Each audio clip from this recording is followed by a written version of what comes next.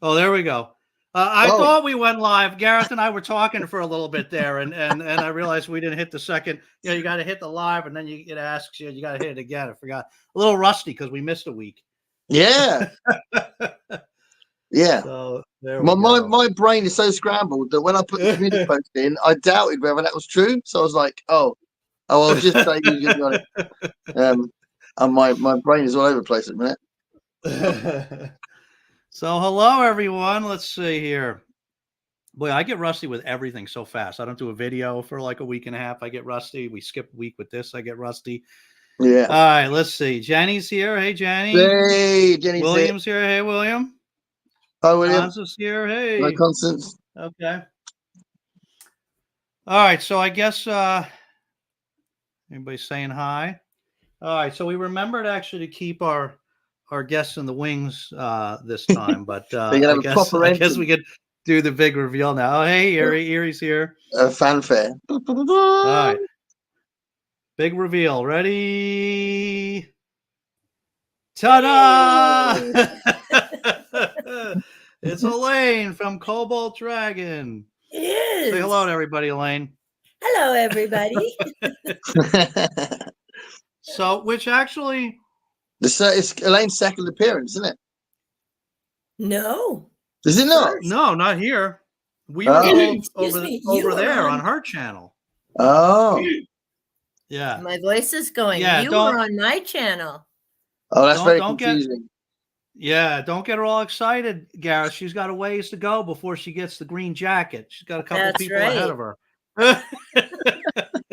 I got to prove my worth. Hey, I got my cookies, though. That's got to count for something. Absolutely. Yeah. Yeah. Because we have... Who did we have last time? Didn't have was it Chaz? No, it was Alex. Alex didn't have any biscuits. Alex, yeah. And I think Kat forgot to bring biscuits too. So we've got a list. We got a list. So at least I think those appearances, I think we should set this as an official rule now, Gareth. Like if you don't bring biscuits to the show, it doesn't count as an appearance. Yeah. So, like if we're counting appearances towards, getting your green jacket, that doesn't count. And right? Somehow you owe us in some way.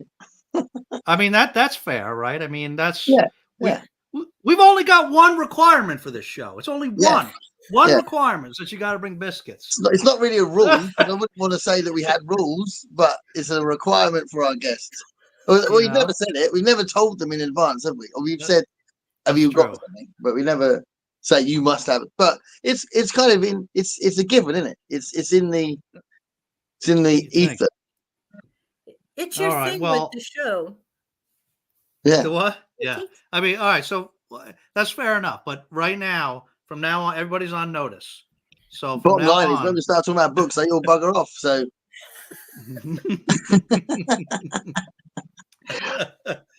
So for anybody, let's just stay here. We'll try to stay on top of these today. All right, people just saying hi.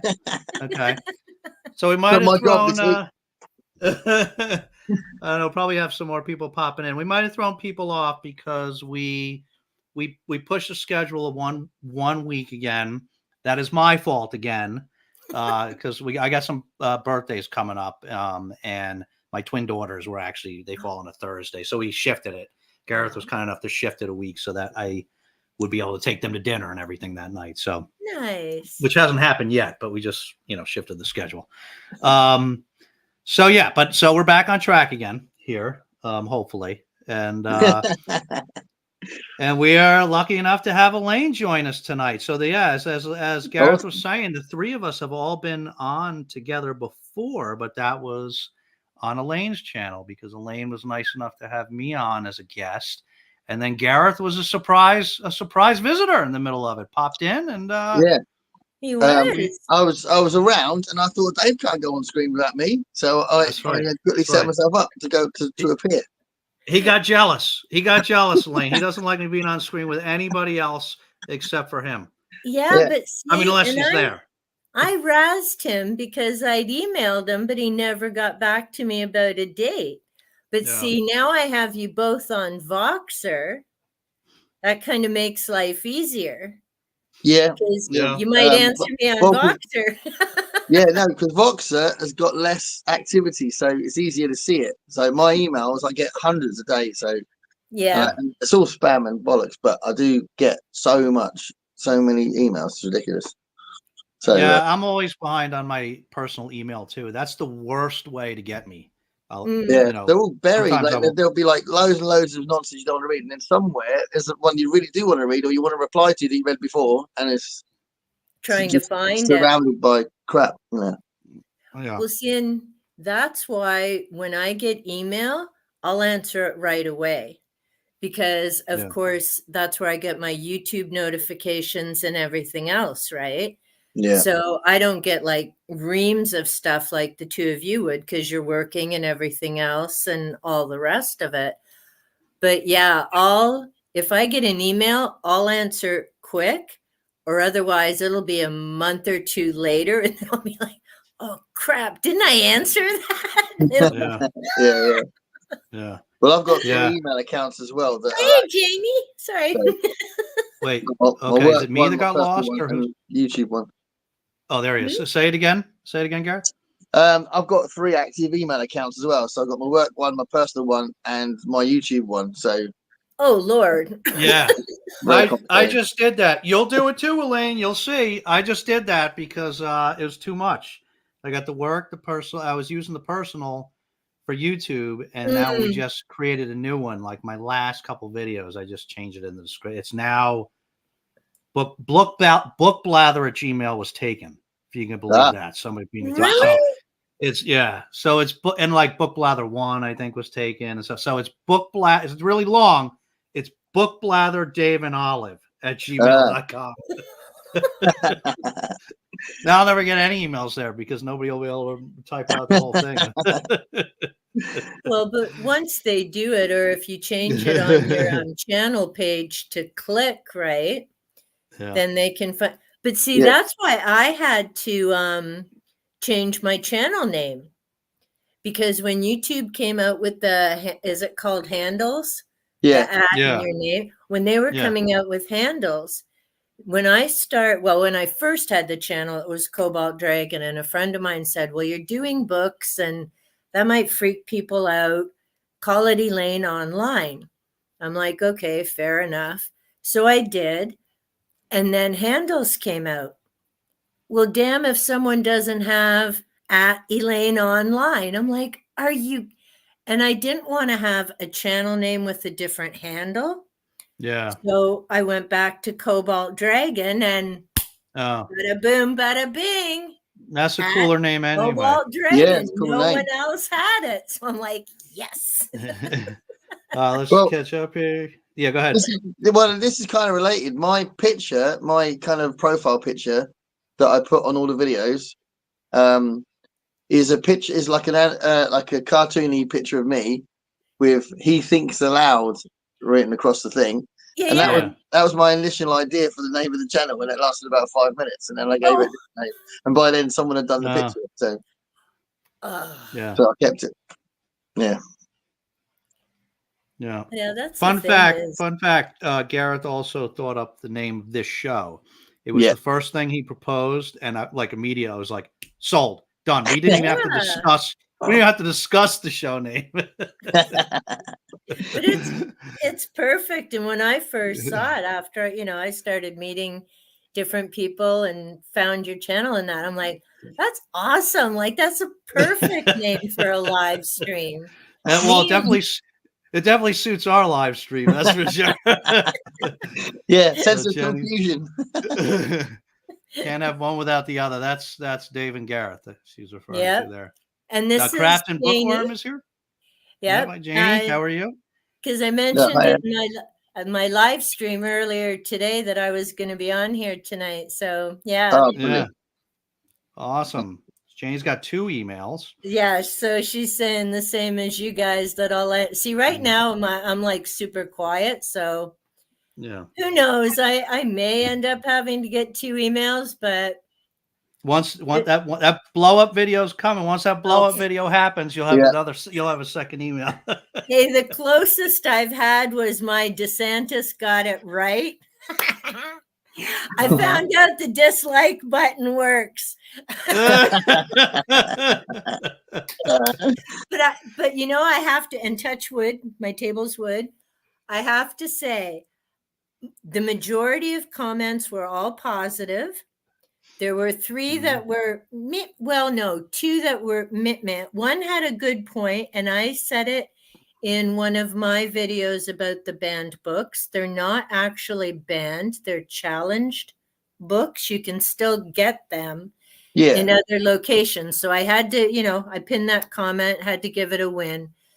And then there was one person who's like, oh, thank you, Mr. DeSantis. I read it and I'm 46 and I still can't look down a drain. And I responded, you know what?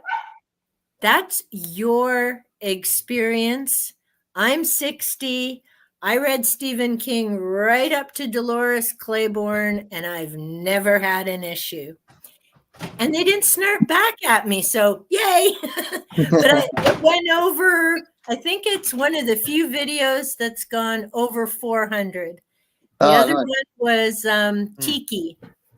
Tiki's Forever Home video went over 400. So those are kind of my 2 biggies so far. So yeah, DeSantis didn't blow up like your Trump one, Dave.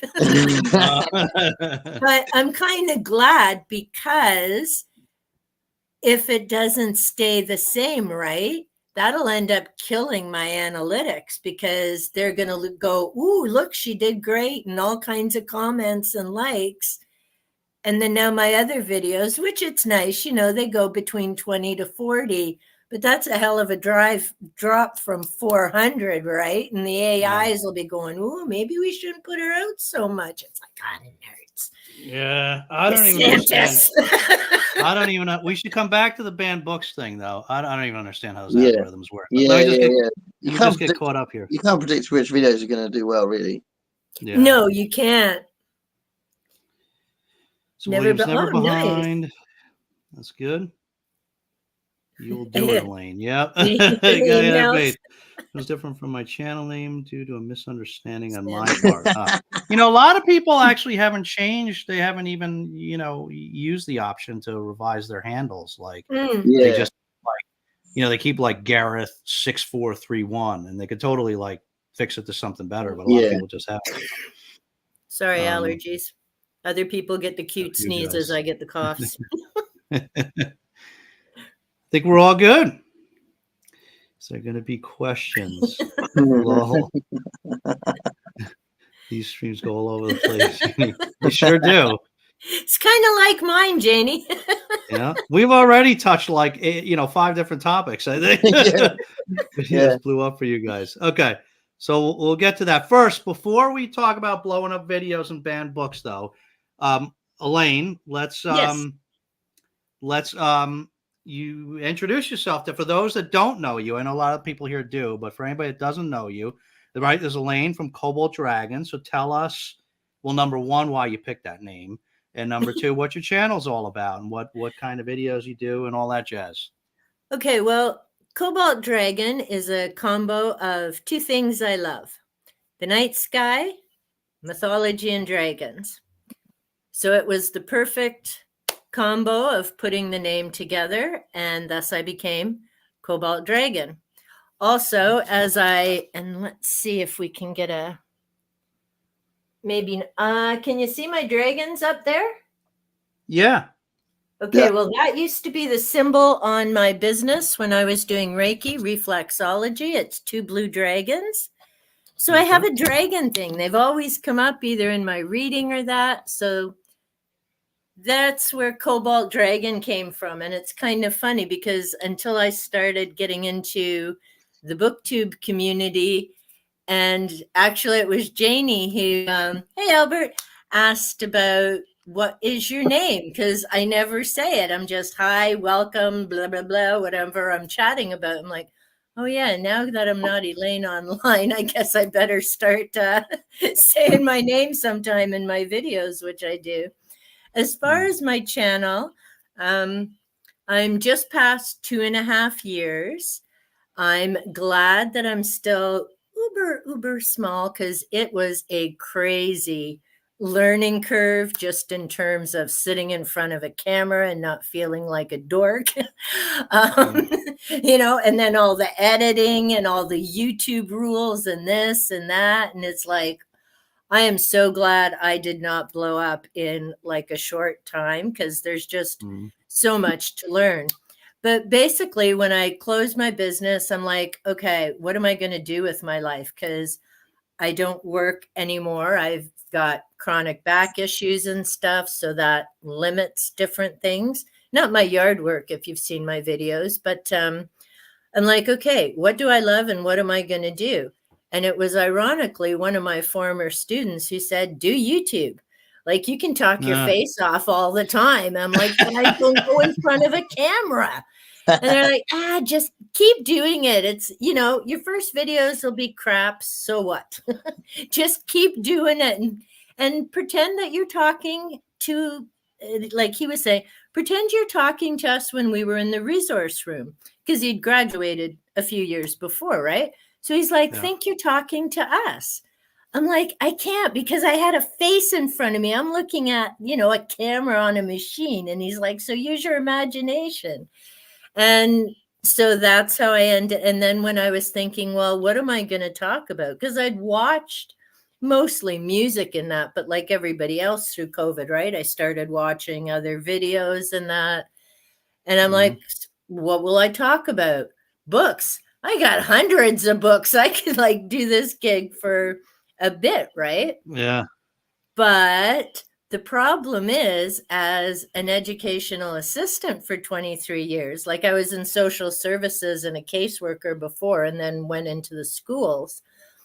But the problem was, and I need to change some of my first videos, I was still talking like an EA. I was doing book summaries like I was literally talking to the kids trying to do a report or an essay on a book, not just, hey, love this book, here's the character. So I'm still working on refining that part, but because I love reading and chatting about books and connecting with people. So that's the big part. And then the gardening is another part. It was a great way to share my yard. And part of it with that too is because I know there's potentially other people out there with chronic pain and different issues. And it's like, you know what? It doesn't mean life ends. It means you have to revamp and figure out things. So can I do yard work like I used to? No. Can I lift like I used to? No. But guess what? When I slap my back brace on, I can still go out and do most of what I used to. I just have to now sit instead of stand. So to me, that's important, because I'm hoping other people who see that realize when you get that poop diagnosis of either arthritis or stenosis, it's not the end. It feels like it, but it isn't. You can still do all these things you love, and you may even, like YouTube, stumble into something you never considered. Because the funny thing is, with the videos, I was looking for work, and there was a place here where I live in Ontario that was looking for caseworkers. You had to send in a cover letter, send in your resume, and send in a 5-minute video. I'm like, nerds to that. If I can do a frickin' 5-minute video, I can do YouTube and see where that goes. So, and then the cats, because people just seem to enjoy seeing the cats, and Panther initially was in the first videos when I recorded downstairs. And I thought, Fridays, people who are working and even some who aren't, you're getting ready for the weekend. If it's been a long week, you can see my insane kids do stupid things and just kick off the weekend with my goofy fur balls. So those are the main 3 things: is the books, the yard work, which is mostly just some the animals, because it's funny, even though I live in the city and I don't live that far from like right the core of the city, we have a feral cat colony, and my husband built them condos outside. So they have 2 floors, fully insulated, straw protection. We have raccoons, we have skunks, we have squirrels. I have my bird feeder set up out there. We have opossums occasionally. We probably have things I don't even know that are out there. It's like the zoo. Yeah. And it's funny because I had a board set up in the resource room where I worked with a whole bunch of pictures from my yard. And then a friend of mine also used to go up to Algonquin Park and all over the place and have animals. And kids would look at my board and they're like, where do you live? I'm like, 10 minutes from the school. They're like, what's in the city? I'm like, I know, it's great, eh? And I'm like, if you actually looked around, you'd know you had this many animals. But I mean, my yard's also set up to be animal friendly. And I always crack up. I've had a few people who have been over and they're like, this isn't really set up for people. I'm like, no shit, Sherlock. That was the plan. Like, hello. That was the thinking. That PG mentality dropped. You noticed like a minute ago she said poop, and that just out the window, just like that. Yeah. Let's catch up here. I don't want you to get demonetized. No, it's okay. So is your YouTube channel intended for people or just for animals? It's for people. No. My kids don't quite know. They know how to use an iPad, but they don't know how to use laptops. So I figured I need to connect with people indoors. All right. So Constance wants to know what videos blew up for you guys. So Elaine, that was your DeSantis video, it sounds like? DeSantis and Tiki Forever Home when we adopted her. And the other one that made 400 was Panther's sister, a year younger, but she never wanted to come indoors. And so when Sweet Pea died, holy crap, December will be 2 years. How time flies. When I put up my tribute to Sweet Pea, that went crazy because the title was Ferals Not All Wild. And so it was me with her outside and her walking with me because I've got thousands of videos of the ferals, not just my indoor cats. And those were the 2 cat videos and DeSantis. What about you, Gareth? I had one video that was it's now on 7,000 or something like that, which was my it's my first time travel one. Wow. Well, actually, time travel. No, I don't time. Well, you didn't time travel in that video? I time travel all the time. It was not in the video. Not in the video. It was 10 recommended time travel books, and that was quite good because that had loads of views. But that was like a one-off, and then the recent Neil Gaiman ones had a lot of attention and it was controversial. But I did get quite a lot for the one. I did a short video when Del Palmer died, who was Kate Bush's bass player, and quite a lot of people watched that, which is kind of I remember that. Then all 3, well, 2 of those, not so much the time travel one, but the other 2 are kind of one-offs, aren't they? So, the time travel one, I did a second time travel one, so nowhere near the same views. So, it's an algorithm. Yeah. It's interesting because you two, like those you just mentioned, because you do different kinds of videos, right? So you have different we're thinking about changing this a little bit, right, Olive? We might do some videos about other things, TV and stuff like that. But so far, it's only ever been books, So ours don't change that much, And the one that went crazy wasn't because the book, it was because Trump, so that's why it went crazy, because the thumbnail was it was about a book, right? It was about Liz Cheney's book, but probably more importantly about him, right? That's why everybody clicked on it, was because it was about Trump. But but like the next couple are it's interesting when you see which books people are searching for. They're books that people are obviously searching for, and like I think the next couple biggest videos that I have, which are way, way less than the Trump one, was my Dark Vanessa review, and one by Eric LaRocca. The I can't even remember the name of it now. Is it the you've something since last time I saw you?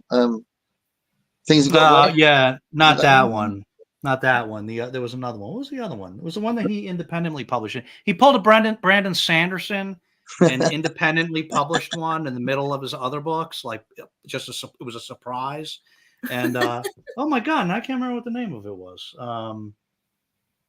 Anyway, that one like people were looking for. But yeah, they're just you woke up. You're looking for a little. You think it's probably time for a little treat, huh? Yeah, we need to talk about our treats in a minute. Yeah. But just catch up here. Yeah, go ahead. It's funny with because the book reviews, you want to do them and you feel like that's the point of your channel, and then not a lot of people see them. But then you look back months later, and sometimes some of them have had a lot more views and you didn't even notice. So that happened with my review of JG Ballard's High Rise. I think that's on 600, I think now, but that wasn't doing very well at all for ages. So and you never know, right? Like some of them just like those couples I mentioned, they keep getting views over time. You know, I have two different videos after I did them after book 2 and book 3 of the Children in Time series. Yeah, where I discuss what I've read so far in that series, and those continue to get hits as time goes on, and they continue to get comments as time goes on. Yeah, you're almost done. Where are you? No, because I've had to start this one, haven't I? Oh, you did. So, I didn't. So I'm kind of going between the two of them now. Ooh. Looks like you're almost done with Children of Memory, though. I have gone. I'm over halfway. It's the. I mean, the first one's miles better than the other two, I think. Have you gotten to the point where you understand what's going on? No, I think I'm about to find out. Yeah, so I think I was like about 2/3 before I. Yeah, the witch I was like, is clearly an important thing, and I keep going on about something's on the planet that is being hidden away or whatever, and that's clearly going to reveal itself at some point. So there's all that mystery, but I mean, you know, he's a brilliant writer, so it's all good. Let me catch up here. We're getting behind. They always cheer you up if you're down. Just watch any of the others, and you'll be. Thanks, Jenny. That's nice. Yeah. Al saying, "Hi, Albert." There was that guy. Yes, we always have the goblet. We always have the goblet. Oh, you never know what's in it. Yeah. So see, Janie met you, and this during the live, and that's when I kept calling her Jenny instead of Janie. And Jenny wasn't in that live at the time. Saying to Janie afterwards, I don't know what I was thinking. I go back and I watch these videos, live streams, videos, and everything, and I say so many stupid things. I didn't know what I was saying. You know, I'm like, what was I saying? Why was I pronouncing that like that? Why was I saying? Hey, Diane. Yay, hey, Diane. For goofy fur balls. Hey, Cliff.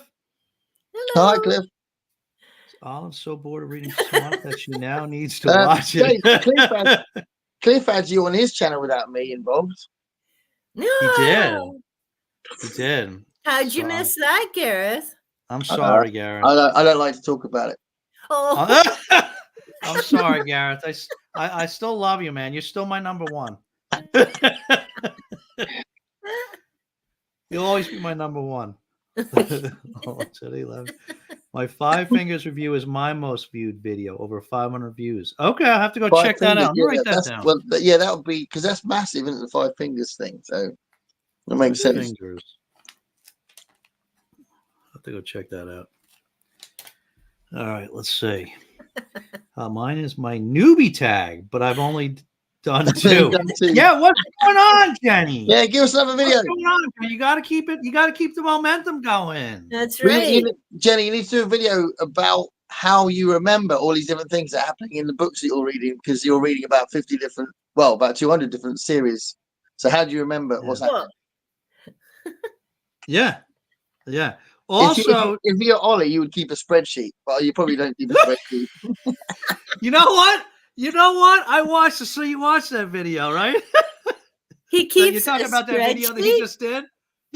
Ollie was giving advice that would do my head in if Yeah. I did my channel like he does. I was He like, so. what?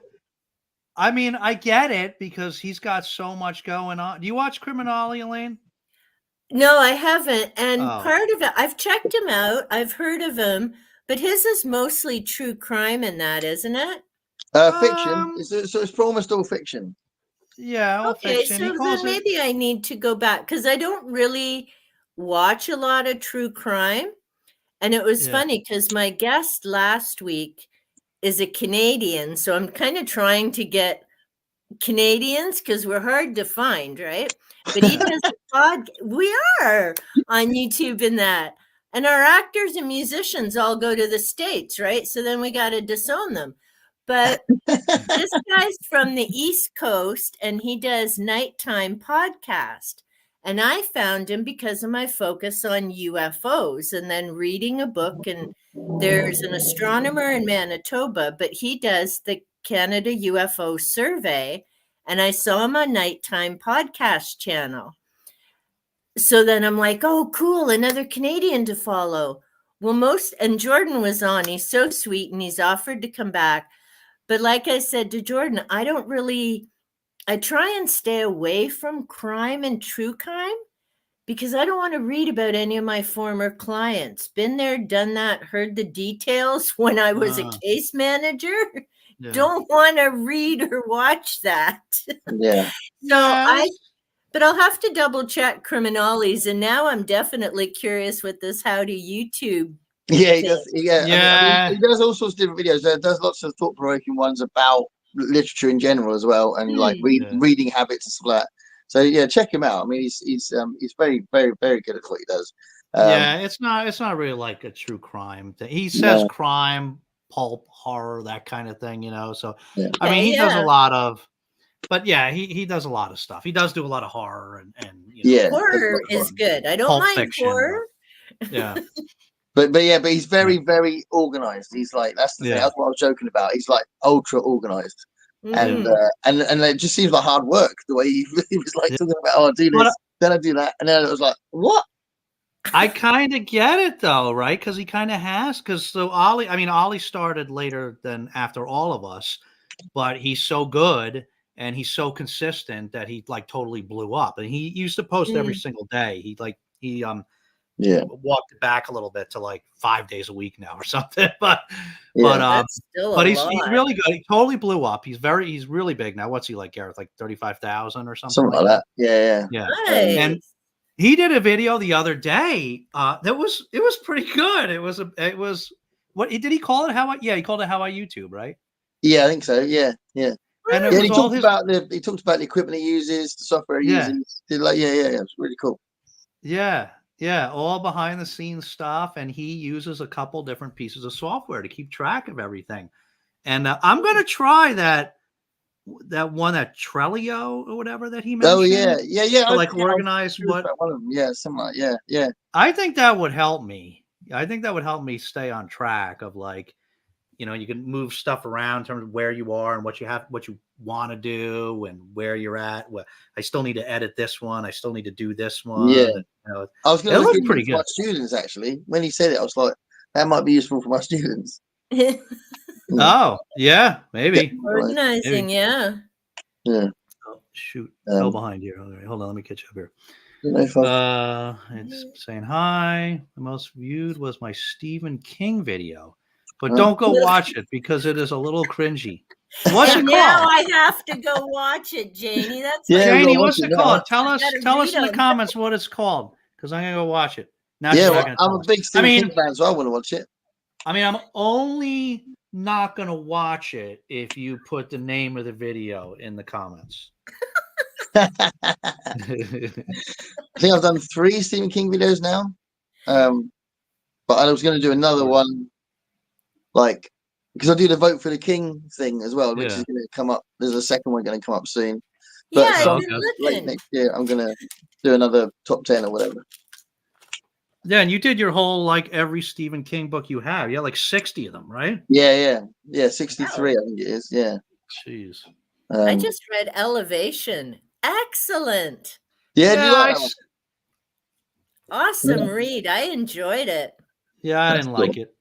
Did you Yeah, like it, it's not a very Karen? popular one. It's not. I haven't read that one yet. I've got it, but I haven't Oh, read it yet. It's not very popular, is it? That one. Oh, it's But a nice little shorty. And I found that one because when I found this article on Newsweek about Florida, because I need to do my banned book summary videos.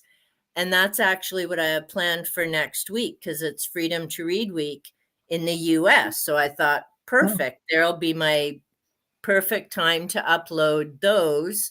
And it's a nice little slip between my UFO conspiracy months, do the banned books, and then we're off to the ghost vampires and cryptids. But when I was going through that list, there's one county in Florida banned 72 Stephen King books. Like, and that's just wow. one county. I'm wow. like, holy crap, he wrote 72 books. I'm way behind, man. Oh yeah, he's extrememely prolific. Yeah, Yeah. Hmm. But yeah, and the still writing now, article, obviously. but the article was 6 publishing houses have and Stephen King have now got together to they've taken Florida to court for violating freedom of rights because they've banned all these books. There's 5 or Right. 6 counties. And I mean, when you think about it, even though they sell to the schools at a discount, no doubt, when one county takes 72 titles, and these have been books that have been removed off the school shelves, like they're still in the public libraries, but they're not in the schools. Yeah. They've got, well, my notes are in the other room. I think this one county's got like 30 or 40 schools. Well, you start adding that up in the publishing housing world. And when you start kicking these businesses in the pocketbook, now they're going to start speaking up about, whoa, people, now, you're costing us money. Because, of course, when it was the old classics, that probably weren't making them big bucks. But when you Yeah. start pulling Stephen King off in those numbers, so we'll have to see where but that's where I saw the book Elevation. And when I went to the library Saturday, I was actually hoping to get If It Bleeds again, because I wanted to reread that to refresh on the character Holly. But someone had got to the library before me. So I ended up getting Elevation Right. and Holly. I haven't read the rest of the series between Mr. Mercedes and I've read Mercedes, haven't read Finders Keepers, but I now have Holly, and I'm thinking I've heard enough of you talk about it, and I just enjoy Holly that I can skip the other books for now and just Have you? read So Holly. have you read Holly now then? I have it. That's after I finish this ghost book I'm reading, then Holly's my next read from, yeah. Because I do think if you want to, The Outsider is quite a good one to read beforehand because she does quite a lot in that. Whereas in the Does Mr. she? Mercedes trilogy, she's quite a small part, but she does. But in The Outsider, she does quite a lot. Oh, see, I just returned The Outsiders. Libby had it as Uh, audio, and I uh, just wanted to start reading Holly. So I may, after I get this done, well, and it depends because, see, baskets. You guys are laughing about Criminale. I went and got more baskets. I had to do a Dollarama run because I couldn't set up a bunch of books. I had my one video about trying to get organized, and I was going to be so good and have all my book events set up in baskets, and I just pull them out. I'm like, but what if I want to read this right now? And I don't want to wait till book track for that. And so I ended up putting them all back on the shelves. But I'm into the scary, spooky Halloween readathon, which is through Nicole's Bookish Nook. And I'm yeah. like, okay, there were prompts. All my books are in a basket because all my UFO books are still in the other basket. So that's about as organized as I get. I need the physical, I can touch them and move papers. I can do Excel and other things. I'm a bit of a nerd that way, but I like the old school. I've got papers and I can organize them. Yeah. That's why some of my videos, I'm like, I've got perfect ideas. It's just I have to sit in front of the computer and remember, what the hell did I call that file? Yeah. Where did I put that? Is that on my I mean, I use spreadsheets and Excel and that for work, but Yeah. I just don't want this channel to be work. So Yeah. that's my approach. But I know, I mean, Ollie's got a very organized mind. I think he feels better when he does that. So he said that loads of times. Yeah. And he's a cool dude, so it's all good. Yeah. What's Jenny talking about here? Only 140. I wonder, is that how many views she had on her? That's how many series that she's reading. Oh, that's how many series. oh she's my reading. gosh. Yeah. That's 11K. Woo! Oh, that must be her Stephen King. James wow. King. Nice. Jenny, I'd love to see you do the I'm so annoyed tag. Yeah. Yeah, you'd be great at that, Jenny. I'm just love Ollie's channel fiction. I'm just in the middle. It's going to take me a few days to edit it. I'm just editing the evolution of a booktuber tag. Yeah. Oh yeah. That's the one I would. Oops. This way. Which way are you, Dave? That's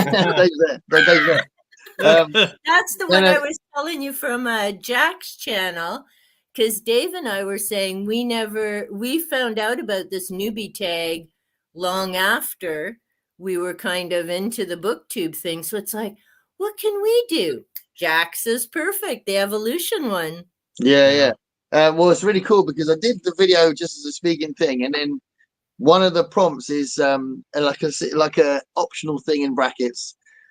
Put on some old clips. So I've been going through the old videos and finding little choice moments, and that's been taking hours and hours. So I'm hoping to do a really cool little compilation at the end. I mean, there's a bit where it was Ralph's and Chico's birthday, so there's a little bit of that, and then there's a bit where I'm trying to find the one where I'm juggling 700 balls because that was very impressive. But I can't find it at the minute. And I did a when I got to 400, I did 444 subs. I did the on all fours tag as well. Where I was it's a really stupid video. So I'm trying to find that as well, but I can't find that yet. And that's the thing is, and even when I'm trying to come up with some of the cat videos and that, it's like, oh yeah, Tiki did this.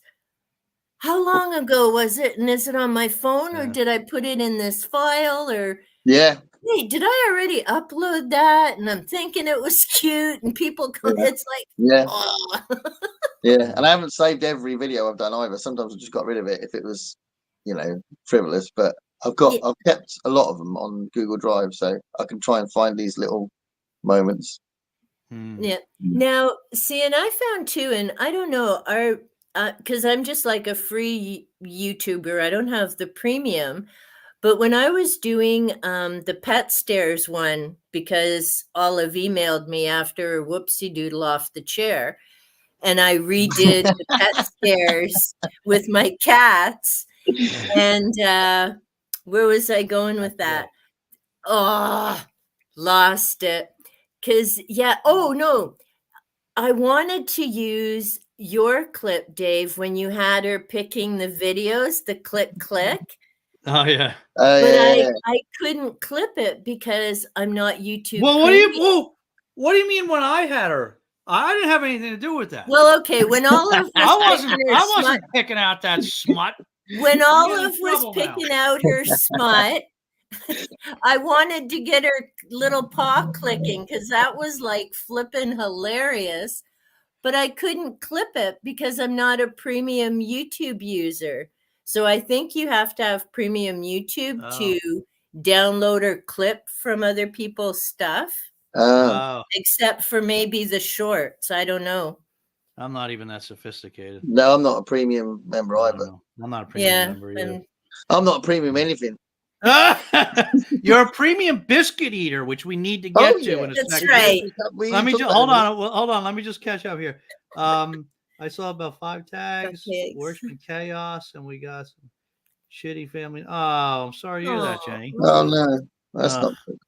Yeah. Sorry to hear that, Jenny. All of them have a little, Brian. little. Hey, Brian. Hey, Brian. Well, now I have to see it. Yeah, Janie. Janie still hasn't put the name of the video in. I know. We'll find it.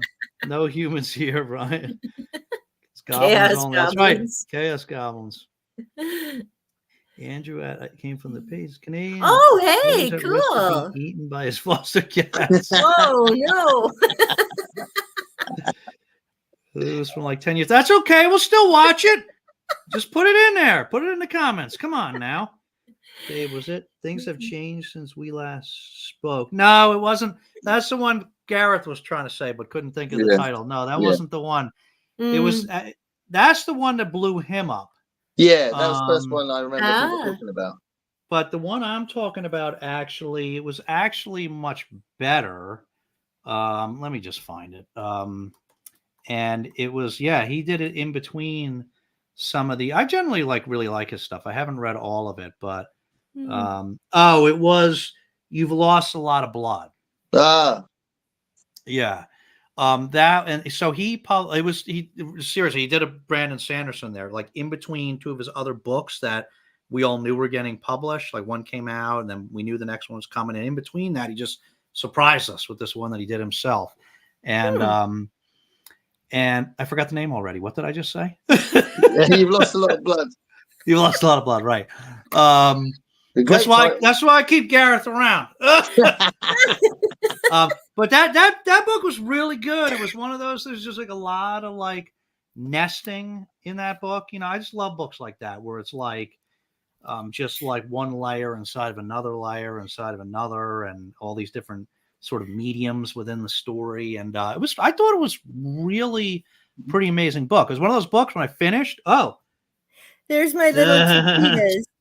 This is, here's Xena, our 15-year-old, and there's Tiki the Terror. They're just sitting there staring at me like, Mom, who are you talking to? They're like, why is Olive getting biscuits and we're not getting any? Exactly. It's like, get your butt to the kitchen and get us some treats, Mom, then maybe we'll talk. Let's see. Long time no chat.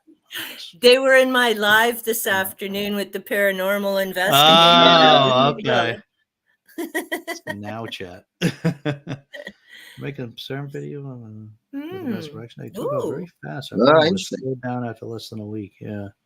I love that. Yeah, I mean, well, usually, right? You get, what do they say? I mean, you get most of the views in the like the first 2 days, right? Oh yeah, I've learned that now. That basically, you can see how well a video is going to go after a day, and then you can just crack on. I read somewhere, and I don't know if anybody really knows any of this stuff about the algorithms, what any of these real rules are. But I read at some point, and this was some time ago, so maybe it was true and it's not even true now, but that the algorithm takes a look at how your video does in the first 2 hours to decide what to do with it. In terms of how much it pushes it, and then it takes a look again where it's at after the first 2 days in terms of how much to keep pushing it. Because like that Trump video that took off, I mean, it didn't really do that much, like in the first day and a half, so it really, like, if you look at where the slope starts, it took a little bit for it to start, but it was still started within the first 2 hours. That depends on when you actually put it out, doesn't it? Oh yeah. So I mean, I don't know if that's true. I haven't worked out when I should put mine out. I haven't worked it out at all. Yeah, me neither. No. I know not to do it at 1 a.m. But I think MJ would disagree with me because she puts a lot up at midnight. So I don't know, Yeah, I put mine up at midnight, but I started doing mine at 6 a.m. at one point. But then that's midnight for you guys. So I don't know. And that's the other thing, right? But yeah, I don't know. So my top 10 Stephen King. Okay, let's write it down. If you put top 10 in a title of a video, it tends to get more attention. Really? Yeah, I need to start doing that again. Yeah. Top 10 thoughts on these 3 books I just read. Yeah, Right? yeah. Top 10 thoughts. Yeah. Hey, my top 10 vampires, my top 10 ghost books, my Yeah. top 10 cryptids. Yeah. I mean, it Absolutely. was Do your it, do it. top 10 time traveler that did it, right? To My be fair, top 10 I biscuits. quite like top 10 videos, so I must be the same as everyone else that you go, oh, top 10. Oh, I'll have a look at that. You know, My top 10 Oh, biscuits. top 10 biscuits. the top Yeah. 10 books Trump read. Will it down to 10? Top 10 Trump. Zoom. What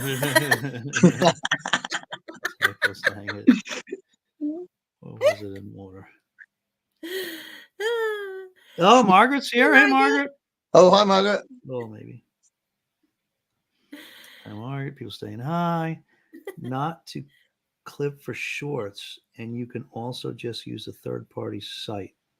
Yeah. Oh, she was talking about your. Oh, so you Trying need to get premium to the- clip for the shorts? Something. There are websites you can download YouTube videos, I think. Okay. I'm gonna have to talk to you more about that, Margaret, I guess. I'm sorry, Yeah. Jenny.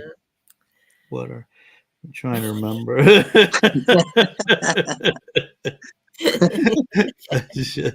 Everyone. Oh, not nesting like cozy, but nesting like layers, like onions. The little Roca book. I actually said to my students earlier, I don't think my memory is quite as good as it used to be, or at least I think that's the case, but I'm not really sure if I've remembered that correctly. So where's the giggle? Wait, what? I said I don't think my memory is quite as good as it used to be, but then I might be wrong. I don't know if I've remembered that correctly. Oh, right. Like onions, Margaret, like onions. Yeah, I'm an onion. No biscuits in the house. No. We got biscuits. Hold on one sec. Yeah, just got to get some, Margaret, before you come back to this show. That's what you got to do. As long as you're on camera in the show, you need to have biscuits. We haven't mentioned them yet. And I've run out of tea now, Dave. I've got no tea left. Well, actually, I've got a bit, but it's cold.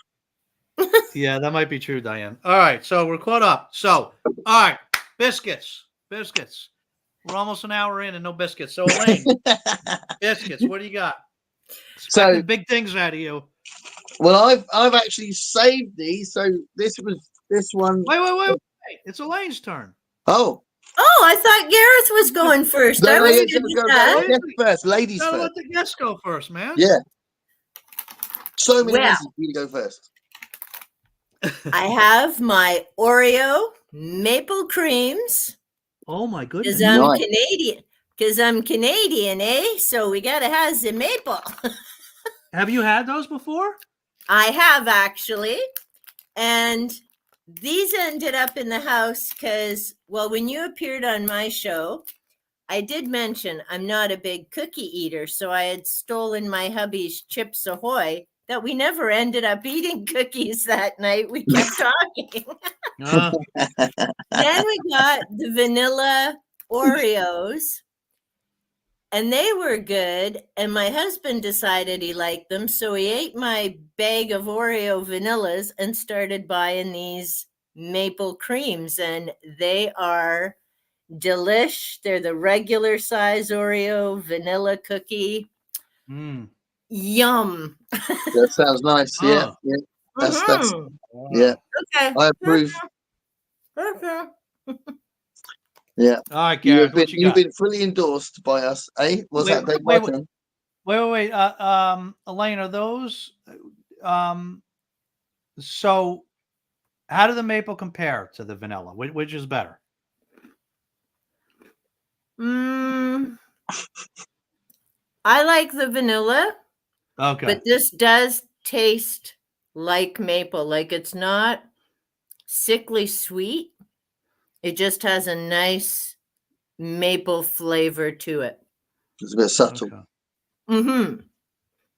All right. But you can tell it's like maple syrup. It's got that yum flavor to it. Good for tea or coffee, but I don't have either one right now. All right, Gareth, you're up. All right. Well, a quick mention of something I'm probably going to eat while we're chatting, which is like more of a cake than a biscuit because it's a bit chewy. But I've got coconut rings, which are not like biscuit coconut rings. They're like they're very nice. but I've saved half of them for this thing. But wait, hold that up close. Let me see. yeah, okay. So they've got a little bit of paper between them. Oh, Ooh. that's fancy. That's paper on the bottom. That's not part. Or Yeah, is that part so of the cookie? you Oh. take the paper off. Yeah. Mm. But yeah, they're really nice, really nice. So that's all good. So I'm gonna eat them in a minute. But Are those really heavy on the coconut? yeah, massively. Yeah. Yeah. It's basically like a chewy coconut. Yeah. I might not like it then. But I started these right. So when my wife went to France, she brought back 2 boxes of biscuits for me. One I ate in a different episodes of this, and then the other one was this one. And I had one, and I was like, "Oh my god!" It was Really? it was amazing, and I thought I'm gonna save them for this show. So that was like a week ago. So they're in little packets of 2 little pairs. Wait, hold the box up close for a second. So this is the box. This is the company, Sabers. Mm. Cocoa. Okay. Well, I don't know what that says. Doesn't matter. All that matters is how it tastes. I think isn't that chocolate? Is that chocolate? Cocoa, yeah, What but I'm it doesn't thinking look the like cocoa is. it Noir de doesn't look cocoa. chocolatey though. I don't know. But yeah, so inside, like the texture is amazing, and oh wow, and it's it is a bit coconutty to be fair. So that might be coconut actually. Yeah, it is. No, yeah, not the cocoa. Yeah, the coconut. Oh. It's a coconut day for me today. Yeah. Okay. So it's coconut flavor, but the texture is unbelievable. It's like really crumbly and gorgeous. So Mm. yeah, texture is a Oh. big thing for me for biscuits. Yeah. Oh. Yeah, Well, some isn't biscuits that have a snap, but this has got like it just sort of collapses in your mouth. Mm. wow. Like it Yeah, kind of like melts in your mouth. Like yeah, it's like, melts in your mouth. Yeah, it's really yeah. nice. Yeah. Wow. Whoa. That looks nice. Mm. Dave's Oh, got cookie yeah. envy. That looks nice. And then yeah, because you can probably see that it's a bit crumbly as well. Mm. Wow. Really It looks nice. like those soft is it Chips Ahoy or one of them? They have those soft cookies and they melt in your mouth. It's not like the hard cookies we're used to. Biscuits, sorry, Gareth. But yeah, it could be like that. I mean, yeah, they're definitely really soft and melty. Those ones, but they're awesome. I can't believe I didn't draw the connection and think that, like, clearly it tastes of coconut. And I'm not going, Noir de cocoa. Oh, I wonder what that is. But is it the coconut is really more on the inside or the outside? In the inside. So what So is the the outside is outside? just like if you didn't taste it, you wouldn't know it was coconut. The outside just looks like a butter biscuit. Okay. Hmm. Interesting. Really nice. So when you go to France, get the Sable's coconut biscuit. You going to France soon, Dave? Not soon. Not Well, soon. do it just to get these biscuits. Can you let her out? Can you let her out, Riley? Sorry, just dog instructions over here. What biscuits have you got with you? So I only have one biscuit, but I have a feeling that this is the only biscuit that I need. Ooh. I keep going to the same place lately because they keep having all this good looking stuff. So that biscuit's amazing. Those are so cool. Oh. Ooh. Chocolate covered wafer cookie. Ah, nice. Chocolate covered wafer good, right? Is that like I like Kit Kat? wafer cookies. Is it like That's what I'm thinking. I could tell it's going to be different. It's going to be less chocolatey than a Kit Kat, I think. But that's what I'm thinking because I love Kit Kats. Yeah. Kit And Kats this are cool. looks very similar. Oh yeah, it's definitely more wafery. Thank you. Yeah, look at this. You can actually see. Oh no, sweetie, you can't have this. See, Daddy got chocolate again, Olive. You got to You can talk to actually that see dude. the wafer. See that? You can Oh, see the yeah. wafer. Yeah, so that might be The more chocolate. like we get. What would it be? We get. Yeah, there are wafer ones that are more. Is it called Tennyson's wafer? Maybe. Don't know. I can't concentrate on what you're saying right now. He's Yeah. lost in the land Yeah, of see, chocolate. it's very, very wafery. It's really good. Very wafery. Yeah, it sort of looks like a Kit Kat, but like you say, more wafer than Yeah. Yeah, there's chocolate. definitely more chocolate on a Kit Kat. Mm-hmm. Well, there used to be. I don't know. I haven't had one in ages. This is Well, I noticed Kit Kats on the shelf in New Orleans. And Twixes and Kit Kats. But see, if you bought them in the States, they'd taste different than if you bought them in Canada. Yeah, I didn't risk it. Which is funny because I remember years ago when we went to Pennsylvania and I bought a chocolate bar and I'm like, oh, no, this isn't what I'm This used isn't chocolate. to. It's a different taste. They make them different over here. I actually took some chocolate bars with me on the plane for my holiday, thinking if I've got to deal with Hershey's, I'd rather deal with Cadbury's. Thanks. So yeah, I took some with me. I'll probably do it again if I go. I don't know why. I mean, I can't even talk because I'm. That's good. That's real good. We've lost him. I'll be back in 5 minutes. I don't know why they do that. I think I mentioned this once before, but like my colleagues, one time they ordered a bunch of candy bars from Europe because like it wasn't just they made the bar, like they were using the names differently. Like they were the same bar, but like I forget which they were, but like popular candy bars, like a Milky Way over here was like a Three Musketeers over there. Right. For some Right. reason, they were changing the names up. Yeah, Same weird, bars, but changing the names. I don't know. I don't know why. I guess they got marketing experts that figure it all out. But yeah. I saw me some Snickers in New Orleans as well, actually. Yeah, I saw Snickers as well. I like Yeah. Snickers a lot, but I didn't want to try one in New Orleans, but I like Snickers. And you have those. They're the same in the UK.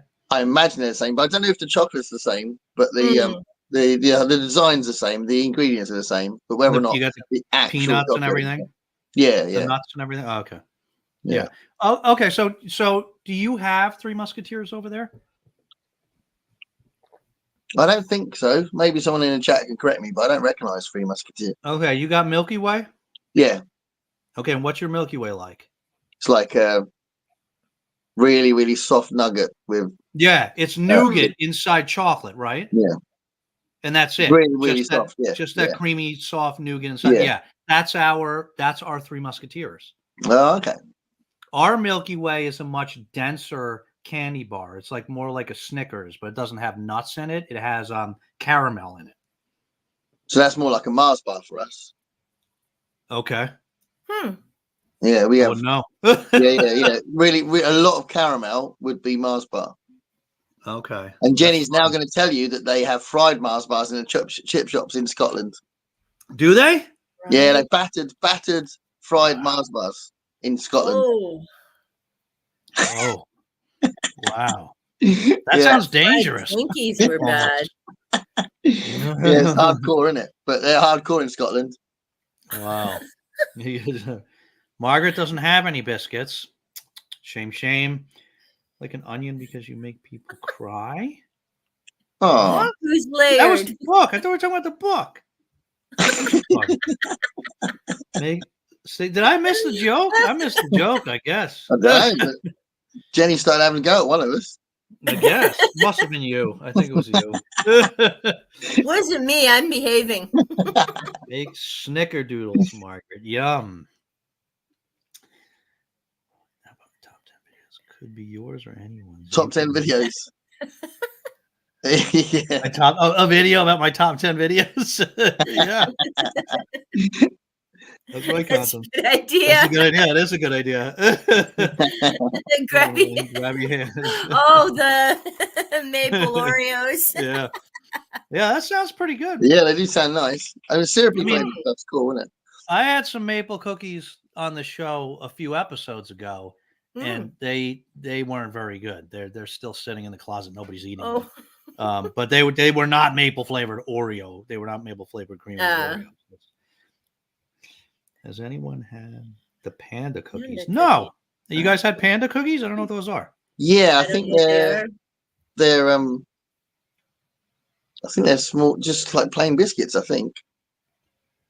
Yeah, I think so. Kind of like an animal cracker or arrowroot. Maybe tasted like a bit like arrowroot because they're quite plain, aren't they? Might be a bit like that. From what I know, I think so. Don't think they got any flavor, which is not a bad thing. I quite like plain biscuits as well. Yeah. You know, big fan of digestives. Yeah, they're nice. Oreos are vegan, but gluten-free Oreos are not vegan. Oh, is that true? Huh. That's controversial, that isn't it? Wonder why. So they use something else instead of the gluten that makes them not vegan.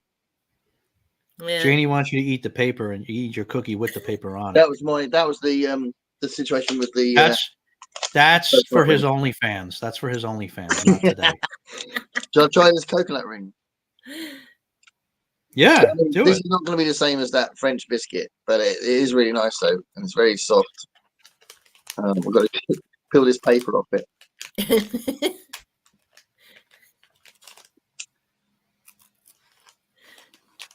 Hey, what about olive? Yeah, it's really nice, but it is more like a cake really because it's so soft. She's been having biscuits the whole time. She got her jerky biscuits. Because we have biscuits called coconut rings as well. So that's why this is quite different, because the biscuits are really hard, but obviously coconut flavored. And I like them as well, but this is definitely very soft. This is going to show up on somebody's OnlyFans. Me sitting here licking my fingers on. I start sucking my thumb. Forget it. I have to charge for that. You gonna come up and say hi? No, she's on her ortho mattress. She's like, forget it. That would be amazing.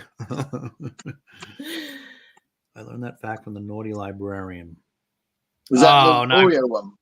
The Oreo one. Right. Well, no suggestions. Unable to create anything y'all are eating. I'm going with molasses, spice, chocolate chip. I don't know. You're going to make those now? Is that what she's saying? She's going to bake them? I don't know. She's going to start a new trend. She's going to publish them. It's going to be a big thing. Gareth getting close to OnlyFans reactions. yeah. That was. Who knows what's going to happen the next time I eat one of these?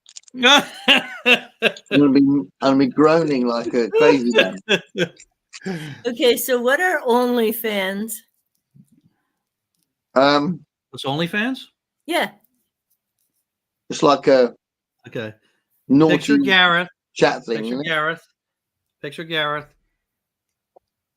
wearing no clothes except for a diaper, sucking his thumb, doing a dance, and charging for it. That's 50 quid. 50 quid. All right, 50 quid. Send me an email. Nobody can get that image out of their head now, probably. Thanks, Dave. Yeah, the OnlyFans is they're like they're pay things. You have to. It's like a lot of times, like YouTubers or Insta. I don't even. Is it usually like off of Instagram or off of YouTube? Usually off of YouTube, right? Well, OnlyFans. Yeah, it's a separate thing, isn't it? It's a separate thing, but it's probably people from both places, right? That direct their audience there.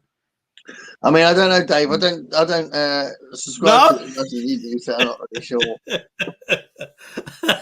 I've never seen one, Elaine, but Okay, Dave. it's like people like, let's say somebody has a YouTube channel and they'll do like some sexy stuff on the YouTube channel, and it'll be like, but for more content, visit my If you go OnlyFans, and they'll have a to link, and you go there, and it's a pay thing, and they'll give you more. Apparently, Then you have to It's stop watching it, something- don't you, Dave? Because they want money. It's annoying, isn't it, Dave? what? That they stop. Oh. They make you pay for more. that they're making you pay. You got to find someone else, isn't it, Dave? I'll keep searching. I keep trying to get Gareth to start his own OnlyFans, but he won't do it. I mean, I bet he would make money. If I did that publicly, doesn't- then your private videos wouldn't be special anymore, would they?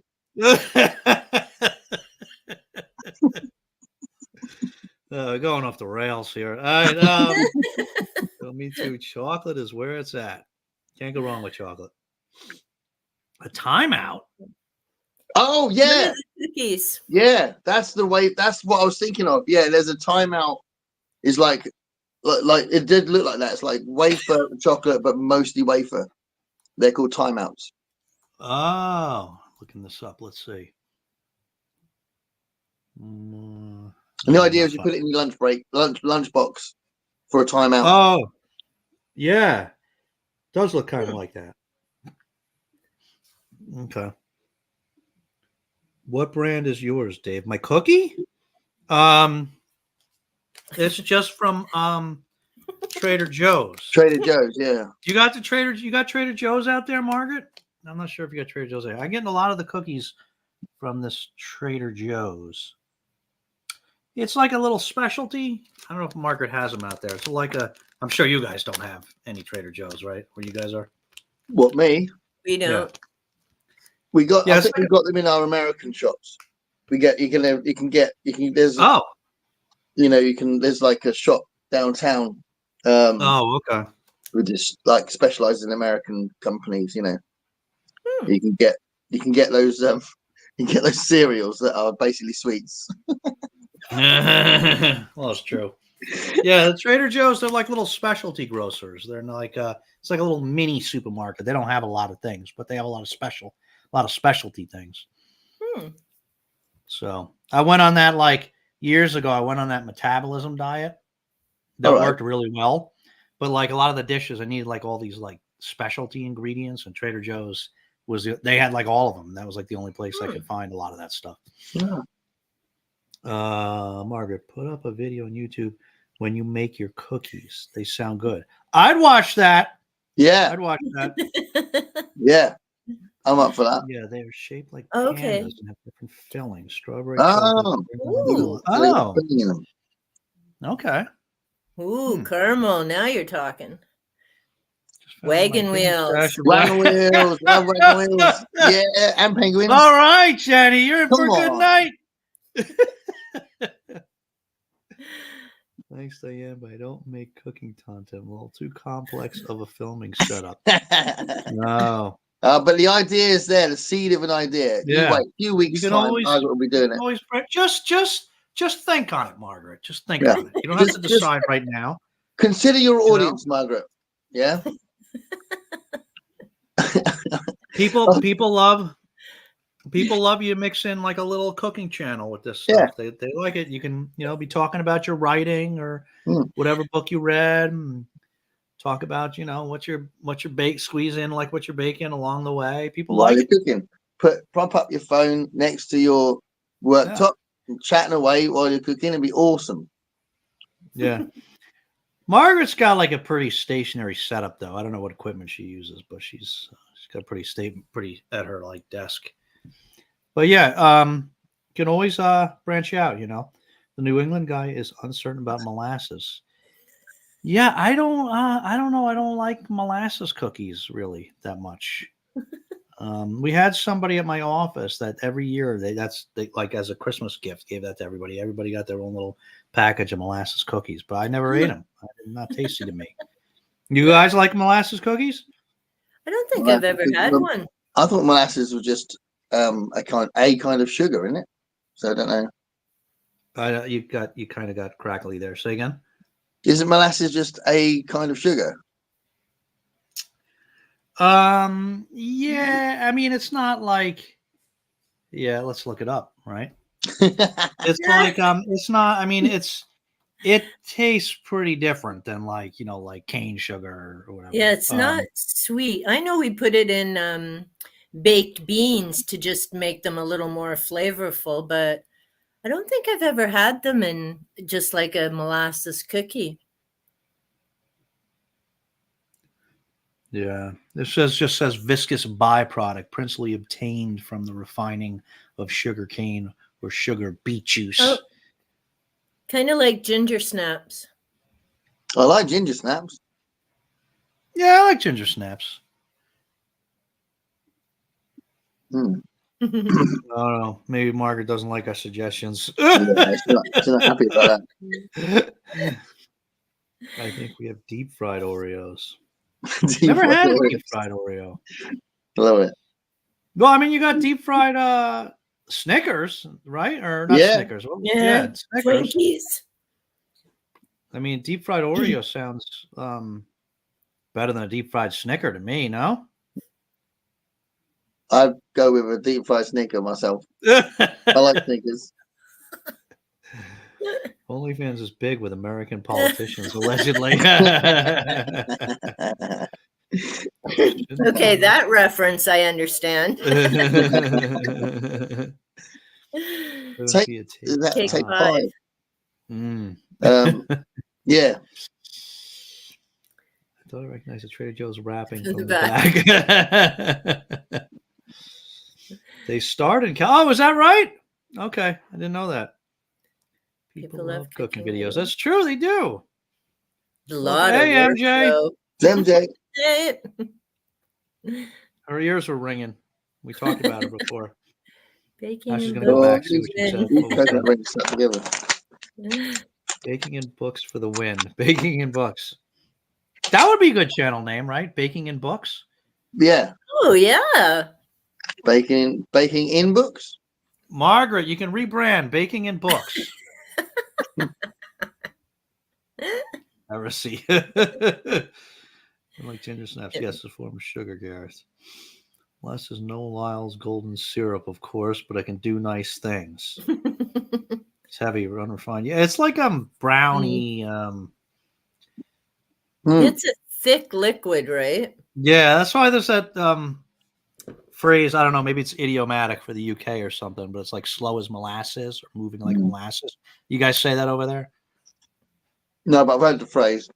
We do here. It's like a real thick brown liquid that's like if you spilled it, it's it's gonna move slowly. Yeah. Like deep fried. Do you know where I've heard the word molasses most often? What? Do you know where I've heard the word molasses the most often? In the lyrics of ZZ Top's Cheap Sunglasses.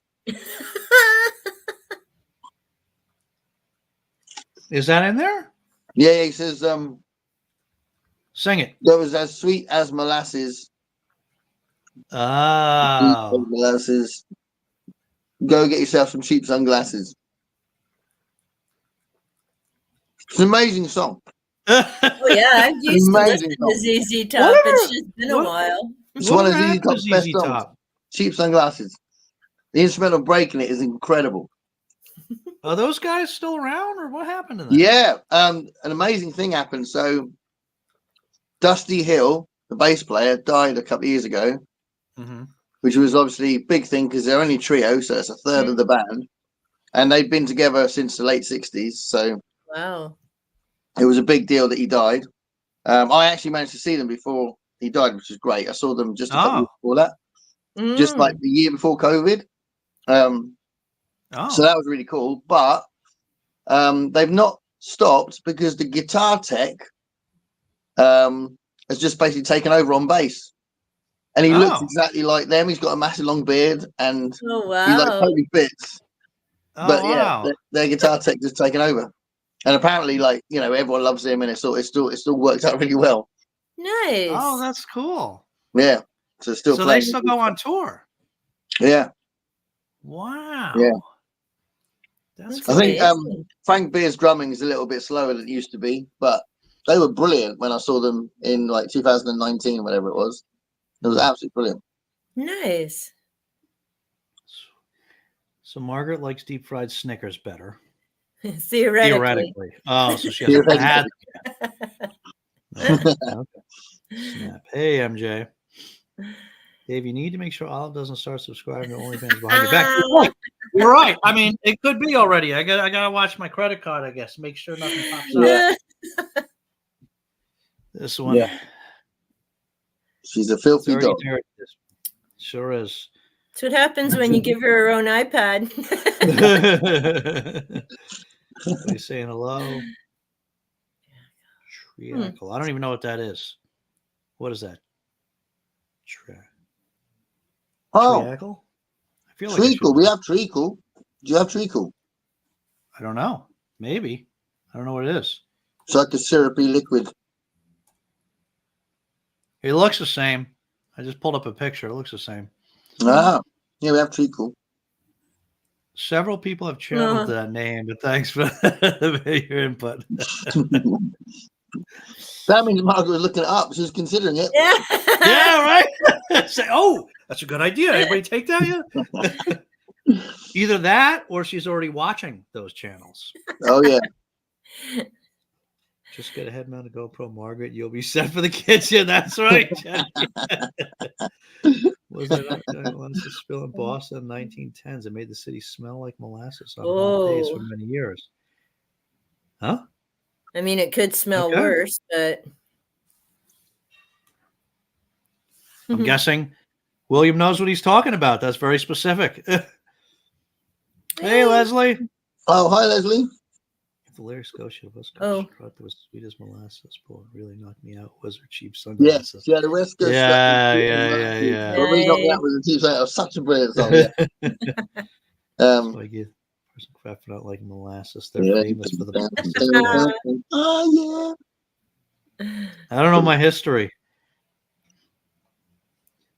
No, I mean, in fairness, you write historical fiction, Margaret. You know, I don't know very much history, so yeah, you know. No, I already followed them. But I think baking cookies and historical fiction go hand in hand together. Yeah. GoPro's not a bad suggestion. She's warming up to the idea.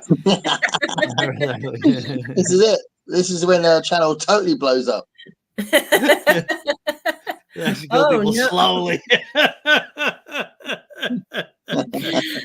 You're gonna thank us, Margaret. Like 6 months from now, you're gonna be that. You're gonna realize we were responsible for your huge blow up.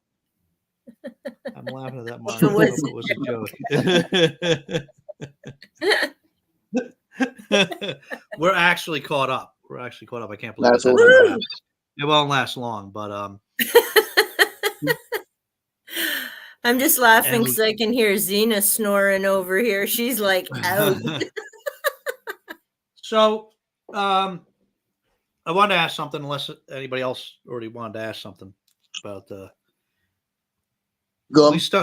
We started talking about banned books before, or Elaine started talking about the banned books with DeSantis. I wasn't even sure what that thing was with DeSantis. So I feel like this is controversial to say, especially now that MJ is here. Like in this community, you can't, like, I feel like at times, and maybe maybe it's just me, but I feel like at times you can't say anything about banning books in any context whatsoever. And you know, I'm all with the combating these banned book movements and everything like that. But like, what do you guys think? Like, a lot of this stuff is happening in schools, and I've heard some of the things that some of these people are reading out. You know what I mean? And some of it is kind of extreme, right? And so, like, what do you guys? I feel like there are a lot of people that think none of these books should not be in schools.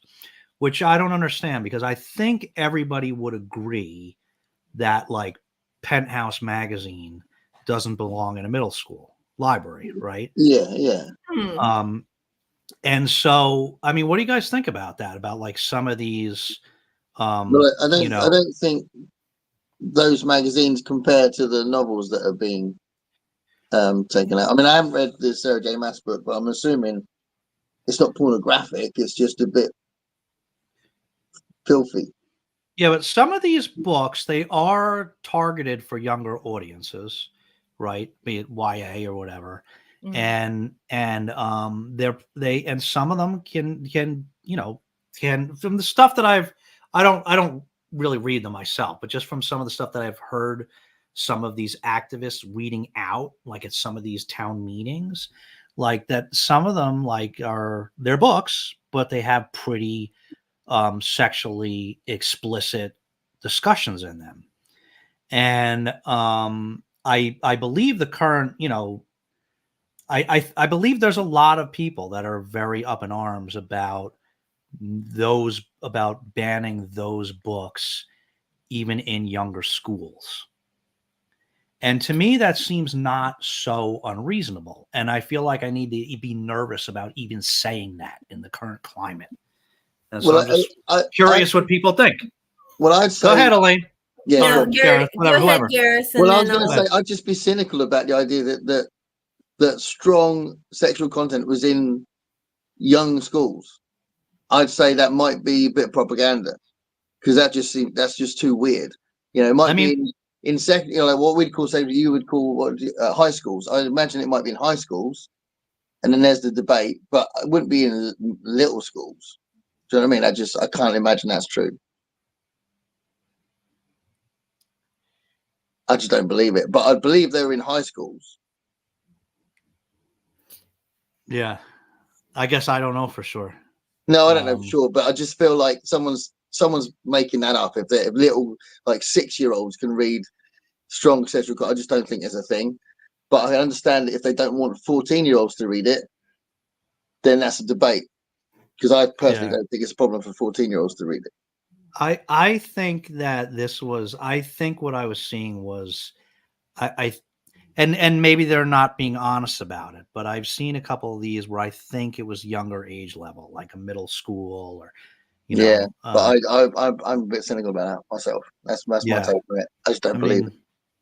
Well, go ahead, Elaine. Yeah. So a couple of things here, and I think I said it in my video about DeSantis. And like I say, I stumbled across it because I happened to come up on this Newsweek article and King and Florida. Because typically I don't watch the news. I don't read the paper because it's just too depressing. And King was right. If it bleeds, it leads. They never show you we lost Gareth. They never show you the good things that are happening or the positive people. But when I came across this article, and again, because working in schools, it made my blood boil. Like I had to take a while, and I wasn't going to make the video. And then I thought, no, I'm not shutting my mouth about this. But here's the thing for me. First of all, you have a librarian at a school. So those children are not getting those books in their hands from the school. There are certain areas and a librarian would be checking them out. So if they are there, then you need to be talking to the people working in that school. Yeah. Number 2, people who have human children should be parents, and they should be monitoring what their kids are reading. That is not the place of the government, and that is not the place of other parents. And this is why it really aggravates me. Like, I think there is some content, and you have to weigh out what is appropriate, obviously, especially when it would be different. Explicit content and stuff. Different parents have different ideas, wouldn't they? They do, but children are also different. So, the example of the person who said they got messed up reading it and can't look at a drain 30 years later. They shouldn't have read it. But me, I was watching Alfred Hitchcock Presents and all of this kind of stuff. I'm fine. Yeah.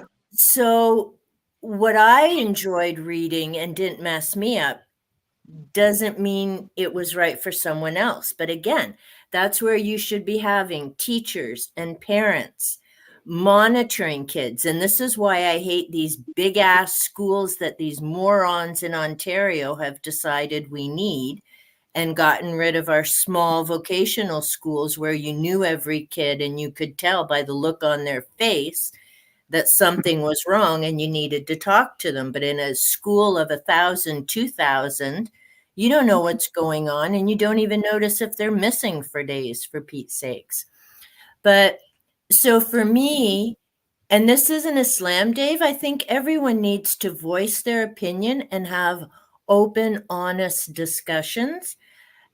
But like I say, there are librarians there, so they should be monitoring what kid is taking what out. You have classroom teachers. Gareth, you would understand this. They know Yeah, their absolutely. students, Yeah. And as a right?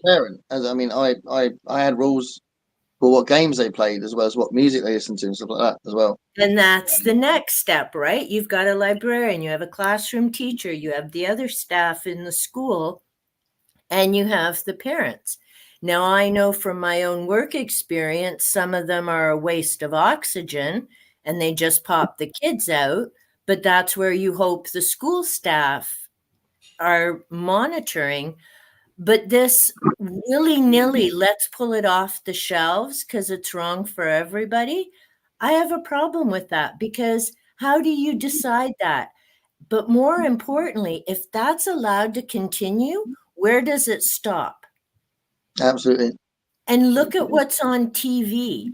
Look at what's in these video games. Are you honestly going to tell me that the stuff these kids are watching in movies and television and on video games is less graphic than some of the stuff in those books? Yeah. No, absolutely. Yeah. I mean, they're seeing these weapons and violence and treating men or women like whatever for their own use. And that's unlike when I grew up, the TV doesn't shut off anymore, right? They can access I this. think, but kids probably do games more than they do TV. And if you play an open world game, so you got your little headset and there's all these people that are online playing the game. Yeah. Most of them are kids. Like almost all of them are kids. And some of these games are really, really violent. Yeah. And some of them are quite sexual as well. And most of them are kids. So, if there were, and there are supposed to be rules about, there are supposed to be guidance on the games as well. The front of the game is what age should be playing the games. But clearly at home, the parents aren't seeing what games they're playing and stopping the kids from playing them. I didn't let my son play Call of Duty until he was a particular age that I thought was right. And even Grand Theft Auto as well, he had to be a certain age or a certain kind of maturity, really, not so much the age, but just when I felt it was right. And for me, it was about kids not losing their innocence too early. A kid. Oh, we just there Sorry, we are. I'll go again. I think there is a magic to being a kid, and there's an innocence that you have that once you do start going down that road, you lose it, and you become, an in-betweener and eventually an adult. Yeah. But being a kid is special, so that was my motivation for restricting some of that stuff, just so that they could enjoy life a little bit more and don't just get the dark side of life too quickly. Yeah, and more parents need to be like that. Yeah. So, Dave, I think you're bringing up a good point too, and it is a challenging issue, right? Because, to tie in with what Gareth said, being a child, every child should have that opportunity. And I don't get some of these. I mean, again, I only have fur kids, so I can only speak to what I've seen in schools and from my own family and that. But this, cart kids around all over the place, this sport, that sport, everything. Like, when do they get to relax and be kids? I mean, they'll be running around enough as adults. Like, let them have fun and play in the dirt and enjoy, cartoons and things, or stuff like that. But yeah, it's difficult, Dave, because there are so many different viewpoints, right? And unless, I mean, I know what it's like here in Ontario in my school board because I still know people who work there and because I worked in the schools.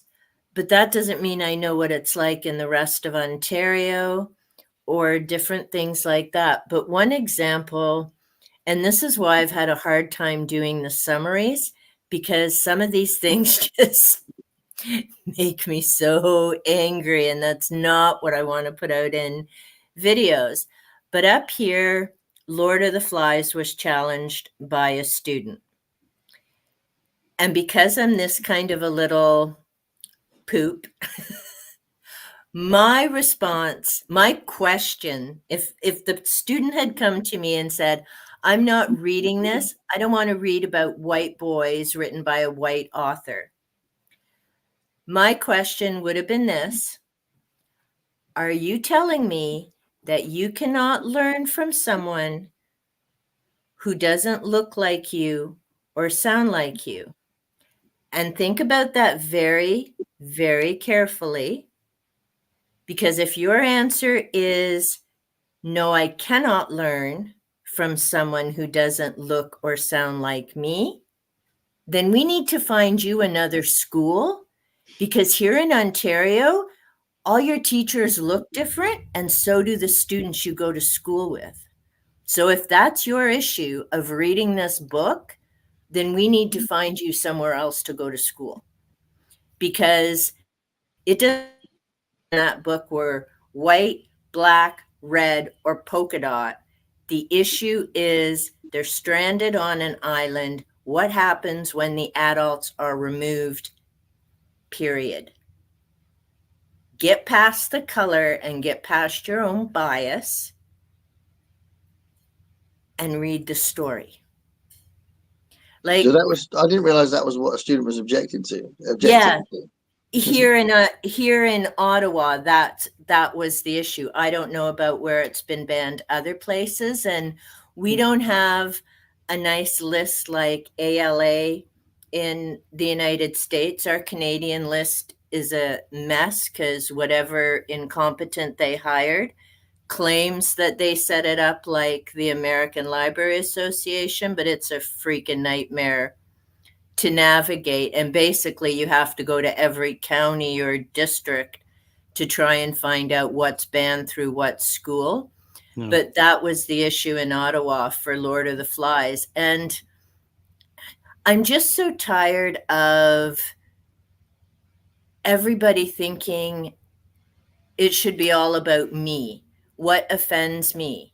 Well, if it offends you, then don't read the book. If it's part of your schooling, then suck it up, Buttercup, or go to another school. Yeah. Because here are the basic expectations. That's almost kind of like the reverse issue of what you're talking about right there, right? That's almost like you can't force me to read a book as opposed to you not letting me have access to a book. Right, which is what. Yeah, I guess what now you're talking about books that are studied as part of what everyone should read. Right, and you can't make me read this. That's what you're talking. That's the example you're talking about, right? But the Lord of the Flies one, that's why it was, because it was assigned in their English class. In that case, it wasn't like Florida. They pulled it all off the shelves.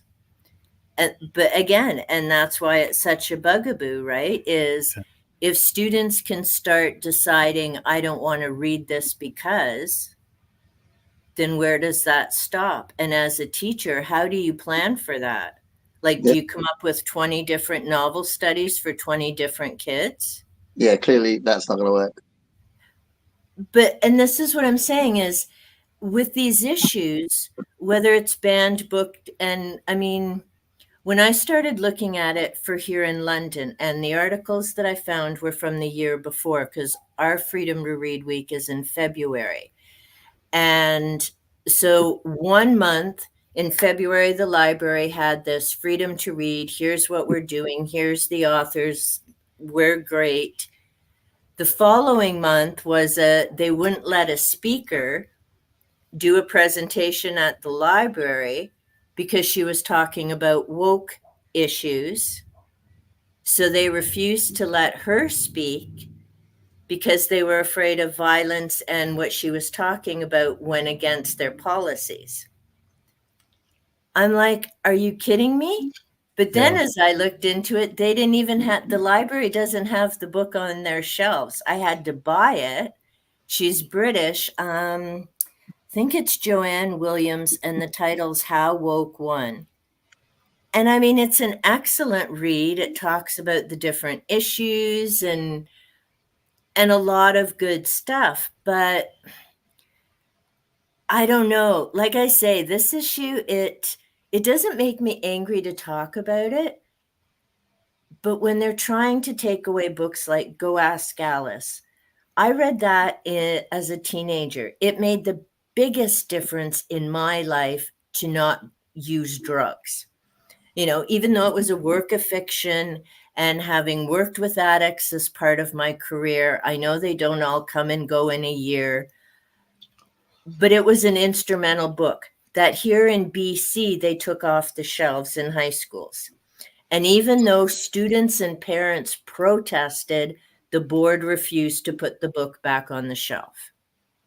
Looking for Alaska is another book that I've revisited. I read in high school with students. I don't get what the issue is about that one either. It's, you know, teenagers, relationships, they do stupid things, they make mistakes, they have to deal with the loss of a friend. And it just, I think my biggest concern with this, whether it's refusing to read a book in a class or taking a book off a library shelf, is what are the bigger ripple effects and where does it stop? But who's making the decision? Who's got this ultra knowledge that everyone else hasn't got, that means that they're right? Yeah, I mean, and it worries me. And I think if I was maybe 20, it wouldn't worry me as much. But I'm 60, and I've seen how much the world has changed and how many freedoms have been taken away. And it starts teeny weeny, but then there's that ripple effect, or there's all this crap in the news. Like, it was funny last week when I had a nighttime podcast with me, and he's like, oh, this is so cool. You people are just talking about books and having a great time and laughing. And he's like, you know, other people out there are all watching the debates and talking politics. And we're like, yeah, because you just need a brain break sometime. But there's so much going on with this other stuff, right? And it can sway you from paying attention to, I'm not a conspiracy, they're all out to get us, but I don't entirely trust the government either. And when they start saying we're doing this for your own good, I mean, Gareth, you're the history expert. I'm certainly not, but maybe it's because I also read 1984 this year. I'm just hyper alert to different things. And I did, it's on my bookshelf here, start reading Brave New World the other day. I couldn't do it. I'm like, you know what? I think the closer we get to that November date, I just got to stay away from Orwell, stay away from Huxley. Yeah, but it does seem like nowadays we're closer to Brave New World than 1984 because people are complicit in it. They've got that sort of drug thing rather than being forced into that sort of oppressive society in 1984. I think it's more like Brave New World where we're part of the, you know, we're happy to be ignorant or whatever. But yeah, I mean, I think you're making really good points. I don't know. What do you think, Dave? Yeah. So let me just catch up real quick, and then yeah, I do have a little more to say about that. So let's stay on this. Let me just catch up because we're getting behind. Yeah, sorry, we're all like uber serious now. This was supposed to be like the giggle. No. I started it, but oh, Margaret's still saying that people did die with the molasses attack. Oh wow. They know how the dinosaurs felt, right? I hadn't heard of that either, William. Unless from a cooking Yeah, there YouTube you channel. go. See, those cooking channels are worth their weight in gold. Oh, that's what Uh-huh. I sub recently. See the things you learn, right? Santa's and I can't take up my anger. And creaming the butter. It's about whether a single parent can dictate what other school children can check out, I think. Okay. I understand why you can't just trust the kids to know what and when they're ready for certain subjects. Okay. I will address these. So they have their own libraries. What century are you living in? Is she joking? Schools don't have their own libraries. I think when it comes to high school, books do not need to be banned, but in the younger schools, I can understand it more. Okay. I agree. Censor in younger elementary schools aren't libraries divided into sections. Mm. But again, the books have to be checked out. Yeah. So, hold on. How else to teach about sex? They're accurate in the Greek era. Don't believe they are or should be in elementary schools. Okay. A lot of interesting takes here. I agree, Elaine. Said Elaine, it's not for one parent to decide another child's. I read a lot. James heard of Stephen King as a kid. I turned out okay. Me too, Jenny. So a lot of the problem was this teachers being allowed to bring it to classrooms, any book of their choosing. And I think that got out of hand. Okay. Whoa, we got a lot to go here. Okay, so let me just I remember that movie. Okay, Dave. I got to catch up here, but see what you started? Yeah. So I was listening to everything you said, and so what I do is I'm going to play devil's advocate a little bit more here. And again, I just want to preface this with I am very, very against censoring anything or banning anything or whatever. Yeah.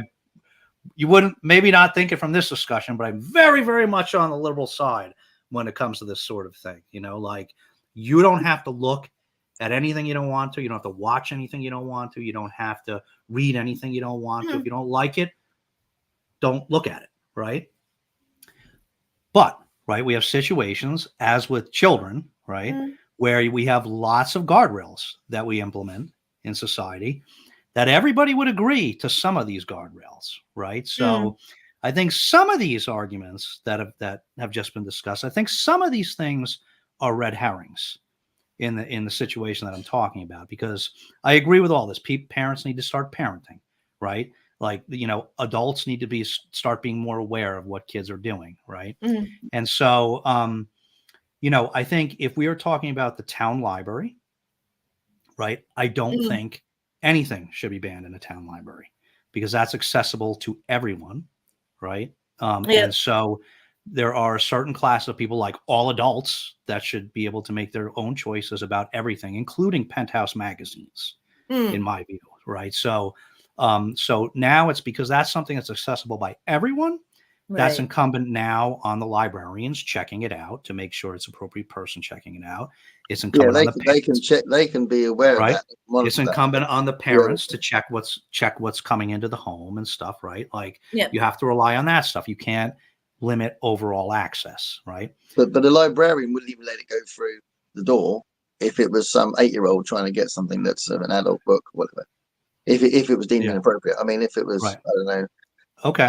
iRobot, then it's probably not got any dodgy bits in it anyway. But. All right, but now let's take a middle school, what we in the U.S. would call a middle school. Right? Yeah, I was going to say. Okay. So, Dave, clarify. Yeah. So because that's a confusing thing for me. We have like a kindergarten to 8. Yeah, it's different. It's going to be different in different states and towns here too. But there are some schools that we would call a middle school that are from grades 6 to 8, or sometimes even 5 to 8. Okay. Yep. So you're talking about kids maybe from 10 to 12, let's say, right, or 10 to 13, something like that, right? Yep. So let's take that. Let's take a quote unquote middle school, kids ages 10 to 13 in that school. Now, there are many schools, I don't know what Margaret's talking about, but there are many schools like that in the U.S. I think most schools like that in the U.S. have a school library. There is a library in the school, and that library is in the school specifically for the purpose of providing access to books to the kids in that school. The whole purpose of that library is here's books that we are making available to these 10 to 13-year-olds. Yep. Okay. And let's say you get, right, we have all sorts of kids can go in that library, right? And they don't even have to check a book out. They can go sit at the table during their free period or whatever it is. They can go sit at the table and look at things, and right. And I think we would all agree, right, that it doesn't matter who the librarian is, because we don't know. You could get an uber liberal wacko librarian that thinks everything should be in the school library and kids should have access to everything, or who, we don't know. We wouldn't rely on a librarian in that situation. In that situation, I think everybody here would agree that Penthouse magazine should not be allowed. Yeah, but are there schools in America, middle schools in America, where Penthouse magazine is? No. I'm purposely using it. I was wondering that too. I'm purposely using. Dave, it's quite important that the example you're using is quite extreme, because it's kind of pointless. No. It's not pointless, right? Because what I'm saying is there's a matter of degrees, right? We put up guardrails depending what level of extremity we're at, right? And sure I'm going to say this. Sure as shit, to use Elaine's language, sure as shit, there is a current middle school librarian somewhere in this country that thinks middle school age kids should have free access to everything.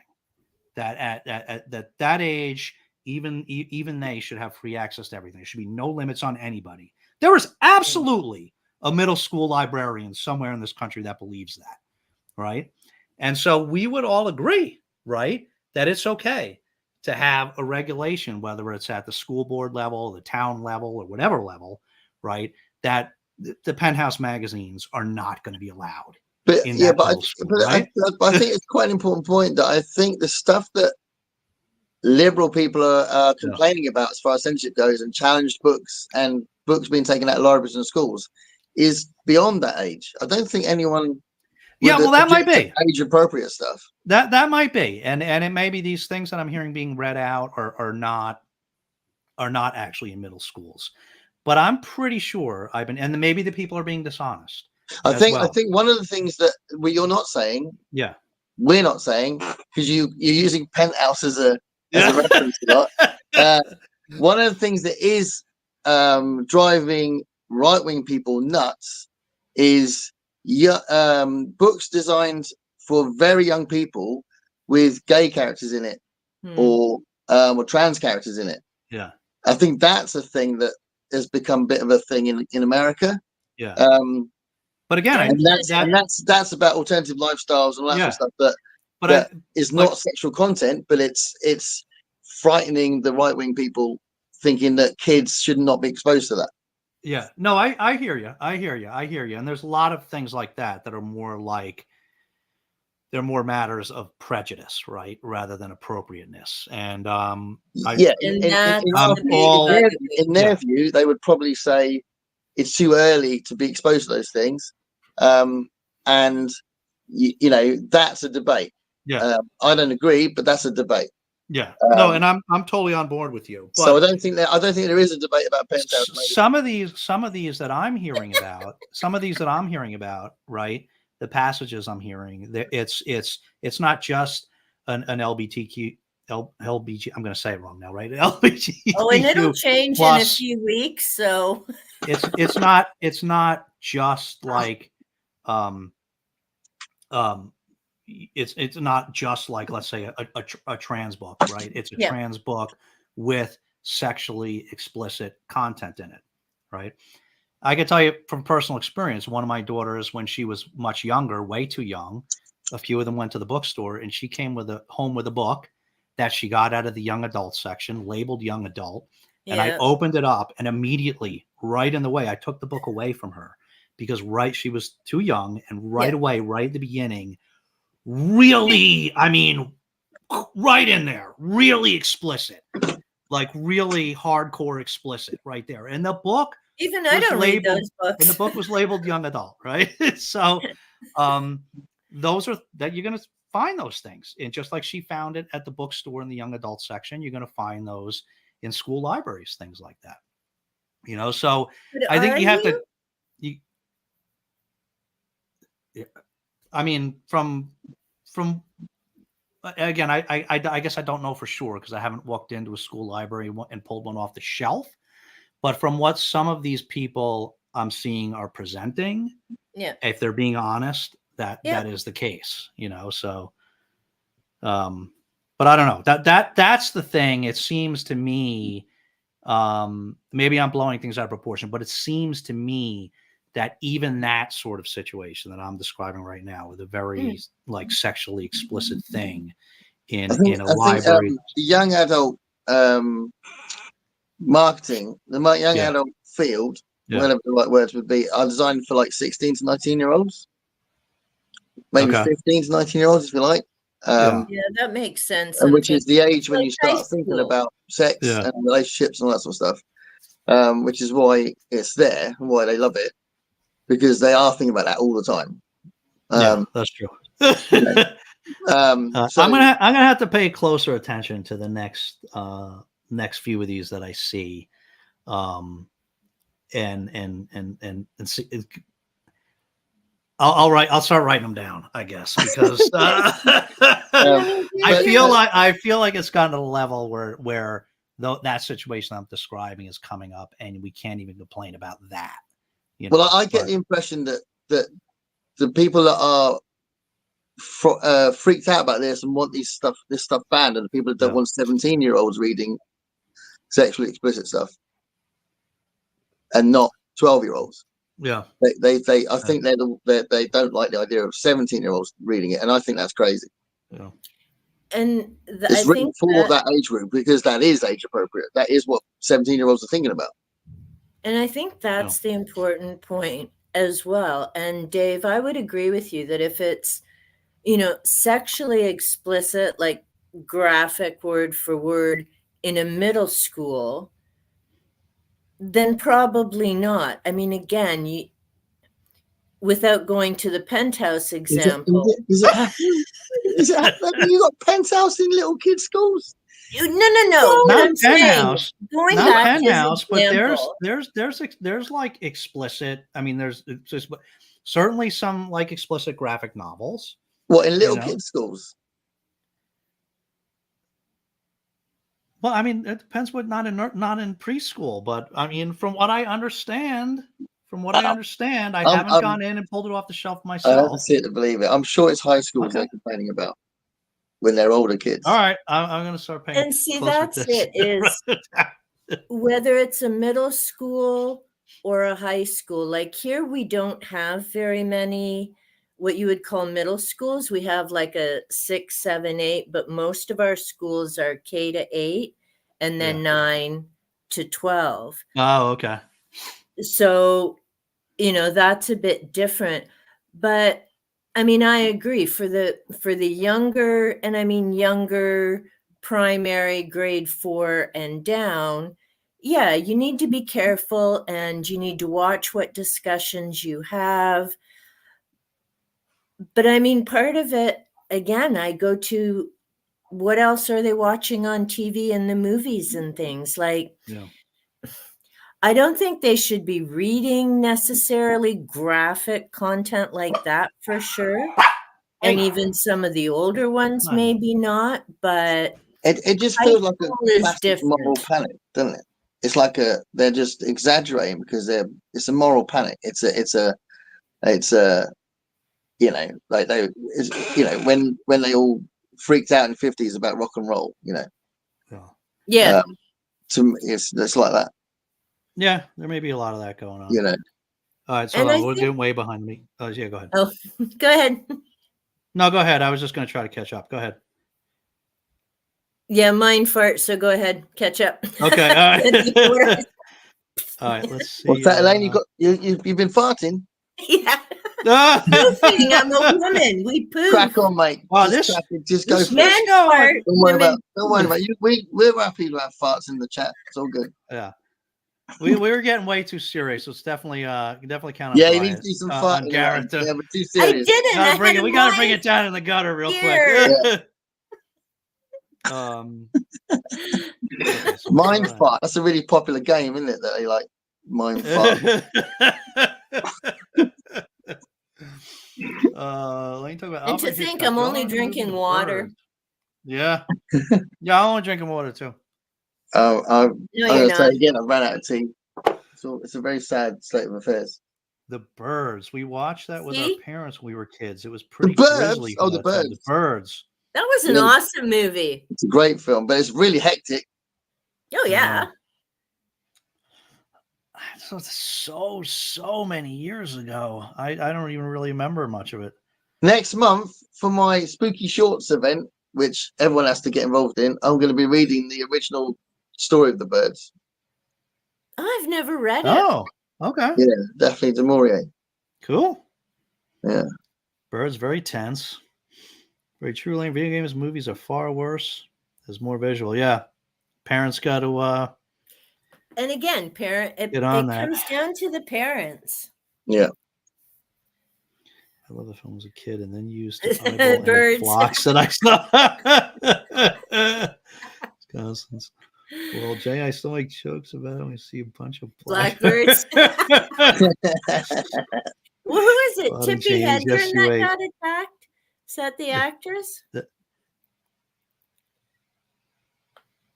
Who? Tippi Hedren? What, in the in the Birds? Birds? Yeah. Yeah. I don't know. Dude, when we got into town and see them cover lines, it does figure you out of it. Everyone's just freaking out about birds. Everyone's fighting birds.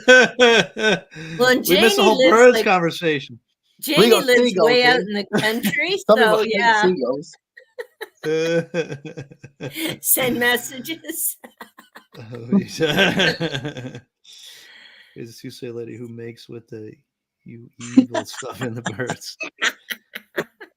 Do you remember that movie? Boy, everybody loves that movie. Oh, it was great. TikTok was amazing. I think it's a bit of a one-off as well. It's not really any film similar. Discussions should definitely change of the classics, though. Yeah. Some schools have banned Judy Blume books, for goodness sake. Yeah, That's and ridiculous. that I don't get. Go ahead. I used to love Judy Blume. Yeah, me too. Do you ever read those, Gareth, when you were little? No, I don't know those. No? Tales of a Fourth Grade Nothing?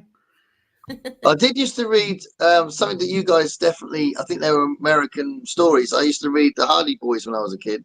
Nancy Drew. Drew. Hardy Boys. Nancy Drew and the Hardy Boys, yeah. Yeah. Yeah, I came across, I was trying to like clean up and stuff. I came across a bunch of my old Hardy Boy books. I think I was going to unload them. I think now, Dave, you think they're all full of orgies, aren't they? All these Hardy Boys books. I don't think, I was so excited. I don't think you guys have seen this. Guess how old these books are? Wow. Mr. Pine's Purple House? How old is that then? What's and the the other Kitten's Voyage. Oh. I have had these books since I was 5. Wow. They are 55 years old. Wow. I have never unhauled them. And I was going to start my BookTube channel with them. But have they got sexual content in them, Elaine? Have they got sexual content in them? No, nothing. Well, I don't know. There's a Mr. and Mrs. Kitty Cat that, you know. Oh, and they're very friendly. And they're looking pretty. They're not holding hands, are they? Fancy. Oh, you shouldn't have them holding hands. Like, what kid's going to think?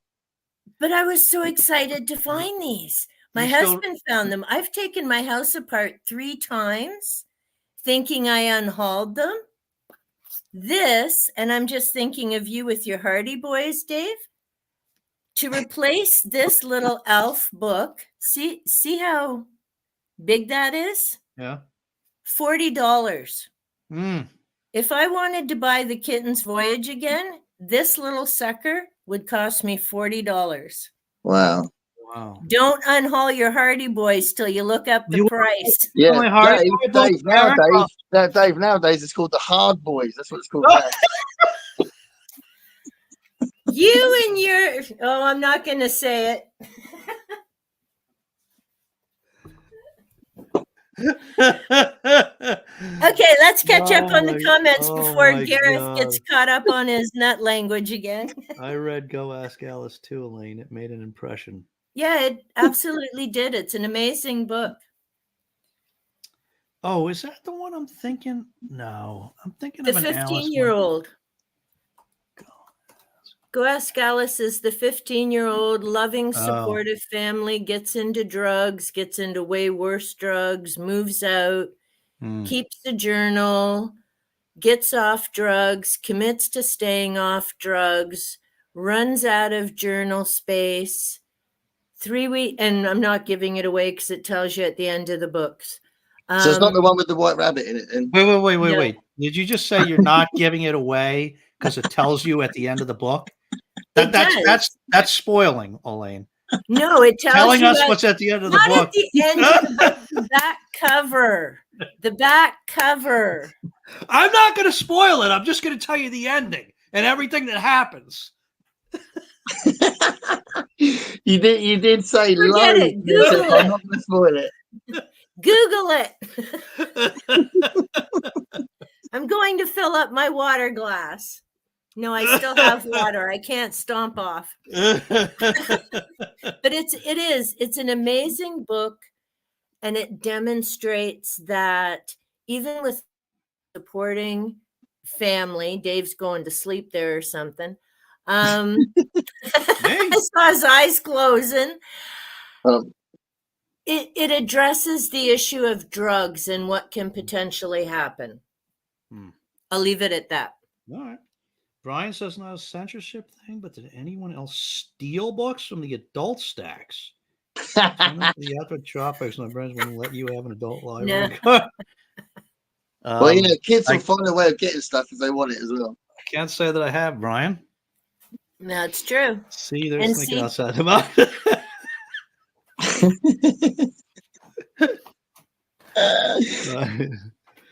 Well, I never did that, Brian. Yeah, but I wish I had. I was lucky, Brian. My parents would give as long as it wasn't sexual. Apparently, under 12, me was allowed death and all but not sex. So, as U.S. female, I'd say the lost freedoms are beyond teeny weeny now. Book banning is like thought police, is it not? Yeah, a lot of it, sure. And that's the thing, right? Parents concerned about the books that kids read in school should then question whether they allow the young. Yes. That's true. Yep. And that's the other thing. Why do kids in elementary school have cell phones? Yeah. Oh, that drives me nuts. Nobody has to. We didn't let our kids have a cell phone until they were like 15, I think. Didn't need one. They don't need one. Yeah. No. You get some parents going, "Oh, well, I need to know where they are." No, you don't. They're in school. Yeah. My wife teaches real little kids, and I can't say too much. I can't say too much because she doesn't want me talking about her online. But let's just say, like at that age, they don't let them have the cell phones, but it doesn't matter because some of them have the smart watches, so they just text their parents at recess anyway. Yeah.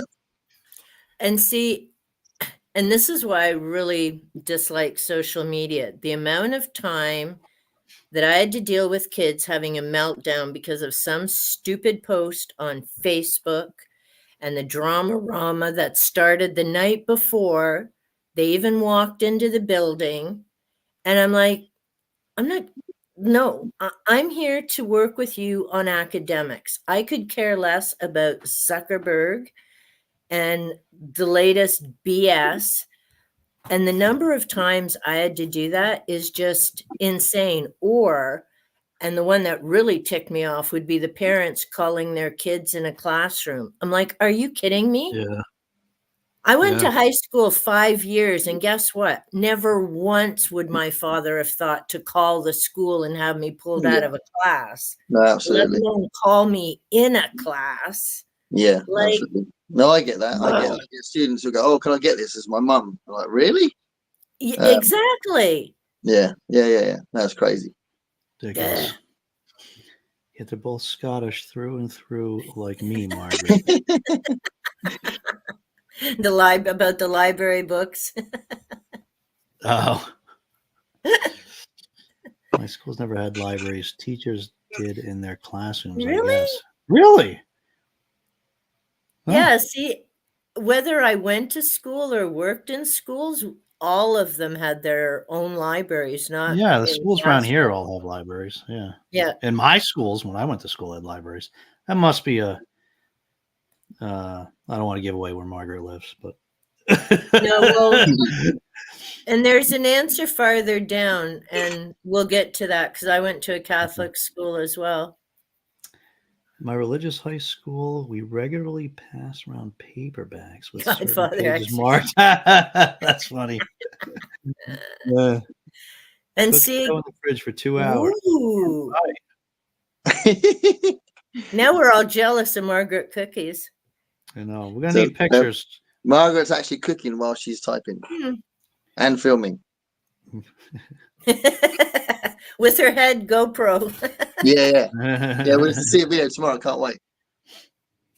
I should Just get start one putting of those ratings too. on books. Oh, Yeah, yeah? what would be wrong with ratings?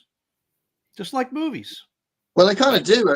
I mean, as far as kids' books go, they are designed for certain ages. They'd say on there they usually what put age they're ages for. on. That's right. That's right. Ugh, but the movie review counsel's lame already. Well, I don't follow. What's she talking about? The movie reviewing council. That the ratings don't really Oh, matter okay. I'm thinking anyway. And again, it comes to parenting, right? I mean, sometimes I've watched 15 and thought, Christ, this should be an 18. I've thought that before. Yeah. You have a 15. We have what is it? U, which is anything. PG, which is a kid can go in there if there's a parent with them. With guidance, yeah. And then 12, which is one of the newest ones, 15 and 18. Oh, yeah. We just have we have G, which is nothing's. I mean, like Mickey Mouse Clubhouse, maybe with G, nothing. That'll be IU, yeah. We have PG, which is pretty much the lowest you're gonna get, right? And then we have PG-13. And I remember when that first came out, the PG. Yeah. And then R, which is the adult stuff. Yeah, R-rated, yeah. So that's 18 for us, yeah.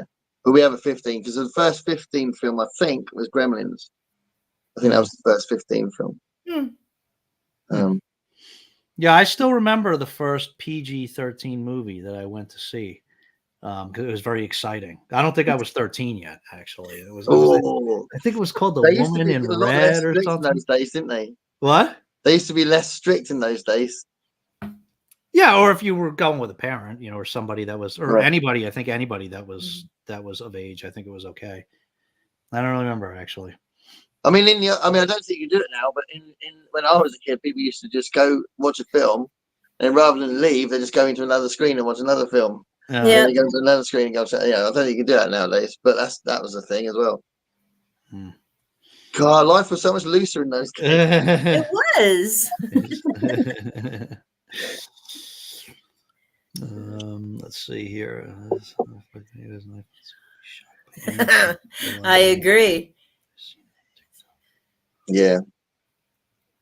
And see, that was the point I was kind of trying to make is between all this social media and that these kids are seeing all this stuff anyhow. And the other thing is, does that mean no restrictions are actually reading it? See, I think that's another red herring argument. I have to tell you, Elaine. I mean, does that mean no restrictions then on anything ever for anybody? Might as well just go all in. Yeah, because we are also saying that they shouldn't have phones. So, I mean, and if they have got phones, they should be kid-friendly websites that are on and stuff. Yeah, I don't know. I mean, I've never tried to put parental. I never really needed to put parental limits on the phones because we didn't have smartphones when my kids were really little. I mean, I've got I've got a Do they niece work well? I and a don't know. nephew that want me to be their Facebook friend. They're well too young to have a Facebook page, so I'm not getting involved. You know what I mean? I don't think they should have a Facebook. I think Facebook's not they're not supposed to unless they're like 13 or something. Yeah, but you can get around it, I think. But yeah, they have. Wait, this is your niece and nephew? Yeah. I mean, don't they know that Facebook's like not where it's at anymore? Actually, not even a niece and nephew. It's grandniece, if you like. The Yeah. one, the one. They're young. They're kids. They're really young. Yeah, yeah. They're like. I mean, they should know that that's not where it's 6. at. One Even of them I 6, know that. and wants a Facebook, and it has a Facebook page. 6. Yeah. They shouldn't. I don't think they should. They probably have Facebook because their parents won't let them put Instagram on the phone. That's probably. They probably got an Instagram page, mate. Or TikTok or whatever. And see, that's scary because considering some of the clients I used to work with, social media makes it way too easy a hunting ground for those people. Yeah, true. Like it's just. But also, it's a massive hub for bullying, so they're more likely to get bullied early as well. Mm-hmm. You know, it's not a nice. Social media has been a really negative thing. I think it's been a much. I mean, I wouldn't have met you guys if it wasn't for social media, but there's a lot of negative stuff. Yeah, sure is. I agree. I mean, there's both sides, and I know we ended one school year burying a 19-year-old. She had just graduated the year before, beautiful girl, everything to live for, chose to leave this world, couldn't handle it anymore. And the vast majority of it was all social media.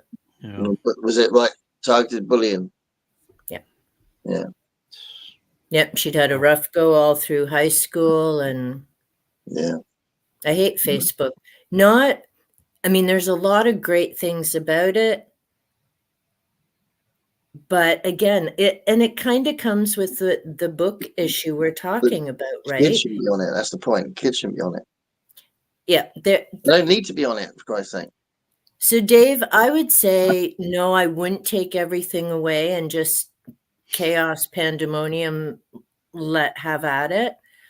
But I think there need to be some, well, maybe like you guys were saying, not rules, but guidelines, right? Your cookies aren't a rule.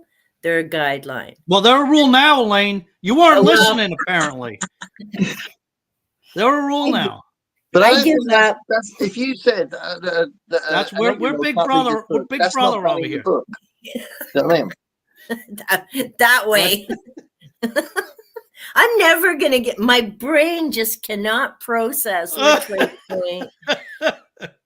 I even get. Oh wait, can I smack you in the right direction? No, I can't even do that.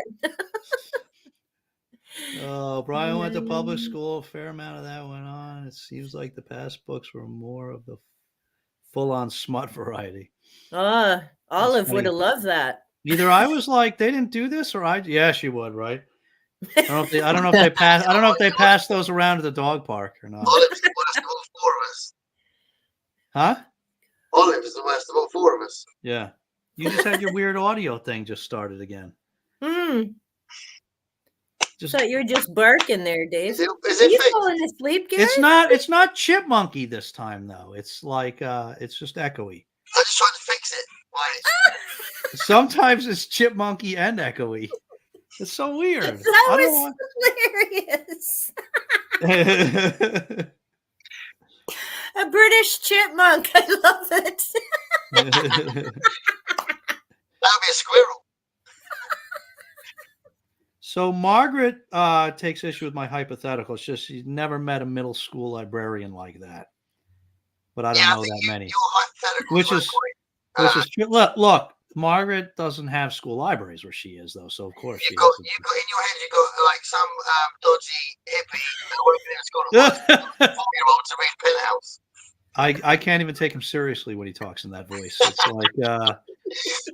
like he's talking into a tin can, right? Wow. Have you ever watched these back on the replay and listen to these weird audios that you have? Who, me? I did one. And now it's fixed. It's weird. I don't know why it's like. So I'll say again, you got this idea that you got some hippie working in a school that wants a 4-year-old to read Penthouse. Oh, brother. Okay. Can you imagine a 10-year-old reading 50 Oh. Shades? That's what I'm talking about, Jenny. That's what I'm talking about.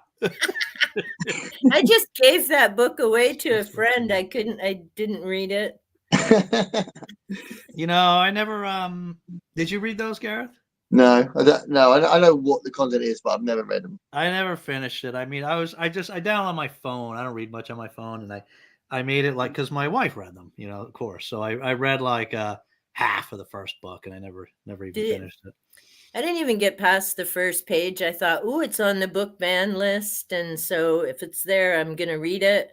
Huh. I found it for $1 at the thrift store, and I'm like, I'm not interested in reading this. So, what was it a spin-off of? It was a spin-off of something, wasn't it? I think it was S&M, I believe. Which what? S&M. No. It was. I think it was a Twilight. I think it was Twilight fan fiction originally. I think. Twilight. Right. Somebody's going to correct us in the. Yeah. Someone's saying in the chat, but that was a weird fact I found out a little while ago. Yeah. What it is now, but. Doesn't make much sense to me. No, Jenny, I could not imagine that. Facts. This has been a very serious. Is this thing? I know it's been way too serious. This is ridiculous. Yeah. No more serious stuff. It's my fault. I started it. I'm sorry. This is gonna set things right. Excuse me. 50 Shades. 50 Shades is pretty badly written. Poor Gareth needs more cookies. Sexual identity. Okay. Yeah. So we're behind here. I don't know what Gareth's doing right now is almost a little too sexy for public consumption. Yeah, make sure no 4-year-olds watching this, Dave. Even the 2 gay penguins freaked them out. Those are real. The gay penguins. Wait, are they? Oh, is there a book based on the real gay penguins? No, but that's what I mean. That's that. If there is people freaking out because there's gay characters in a children's book, then that's the kind of discourse I'm expecting to see around. Yeah, and I think they got. This is a real couple, though. You know about this real couple? I think one of them passed away. But this was a real penguin couple. They're famous. That's cool. I love that. Yeah, it's cool. I love penguins. When I go to the zoo, I always want to see the penguins. I think they're hilarious. Yeah, I'll have to look it up. Yeah, I just saw a little thing on them not that long ago. So isn't that also a true story from this? Yeah. The penguins, right? Cool. What was the book? Do you remember? Somebody put the book name in there if you remembered. I'd be interested in reading that. Stan Constance said as well. Yeah, one passed away recently. Yeah. It's young adult. So they're objecting to a non-fiction book about 2 gay penguins, then presumably those people are freaking out and worried that all the other penguins are going to turn gay. Elaine's laughing because your audio went again. Sorry. Must be the coconut. What's it doing to your voice, Gareth? You gotta try to fix it again. Penguins were adorable. They were adorable. Oh. Challenge books are targeted towards authors as well, not just themes found within a book. Oh, and Tango? We need Miss Pat here. Oh. Where is Miss Pat? Well, she's on vacation. Well, yeah, because Sarah J. Maas's books, it was the whole series, wasn't it? That got banned. Rose. I don't think my hubby just brought me and Tango Makes 3 is the Penguin book. Oh, yeah. Right. Entangle Makes 3. That's another 50 Shades book.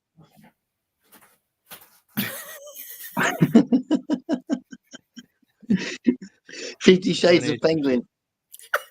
I suppose they are, Constance. All set up in their little gear and masks. Yes. Would that be an OnlyFans type of thing, Dave? You seem to know all Yeah, about Dave, is there an OnlyFans penguin site, Dave? There probably is at this point. Do you like watching penguins, Dave? He'll blame all of it. He always does. if you dressed up in a penguin suit and went, once again, I would pay for that OnlyFans. I'll do that for you. I always call it Millimeter YA. Call me Flipper.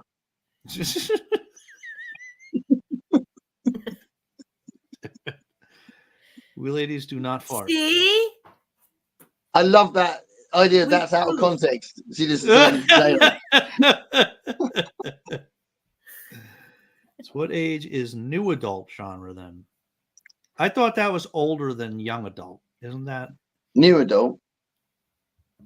That's like people that literally just became an adult, right? Yeah. So 18-year-old. Like early. Yeah. Yeah. I think that's like early 20s or something. I don't know. Somebody look it up. Definitions of young adult versus new adult. No, you cannot have a cookie, Tiki. That is going to be one of those things that people argue about, whether something's new adult or young adult, isn't it? Whatever happened to kids, teenagers, adults, boom.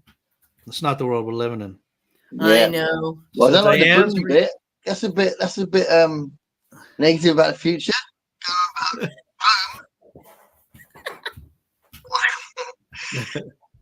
Wow, he's just going in and out. This has never. Wow. It sounds like somebody's got him by the wrong pieces. Yeah, right.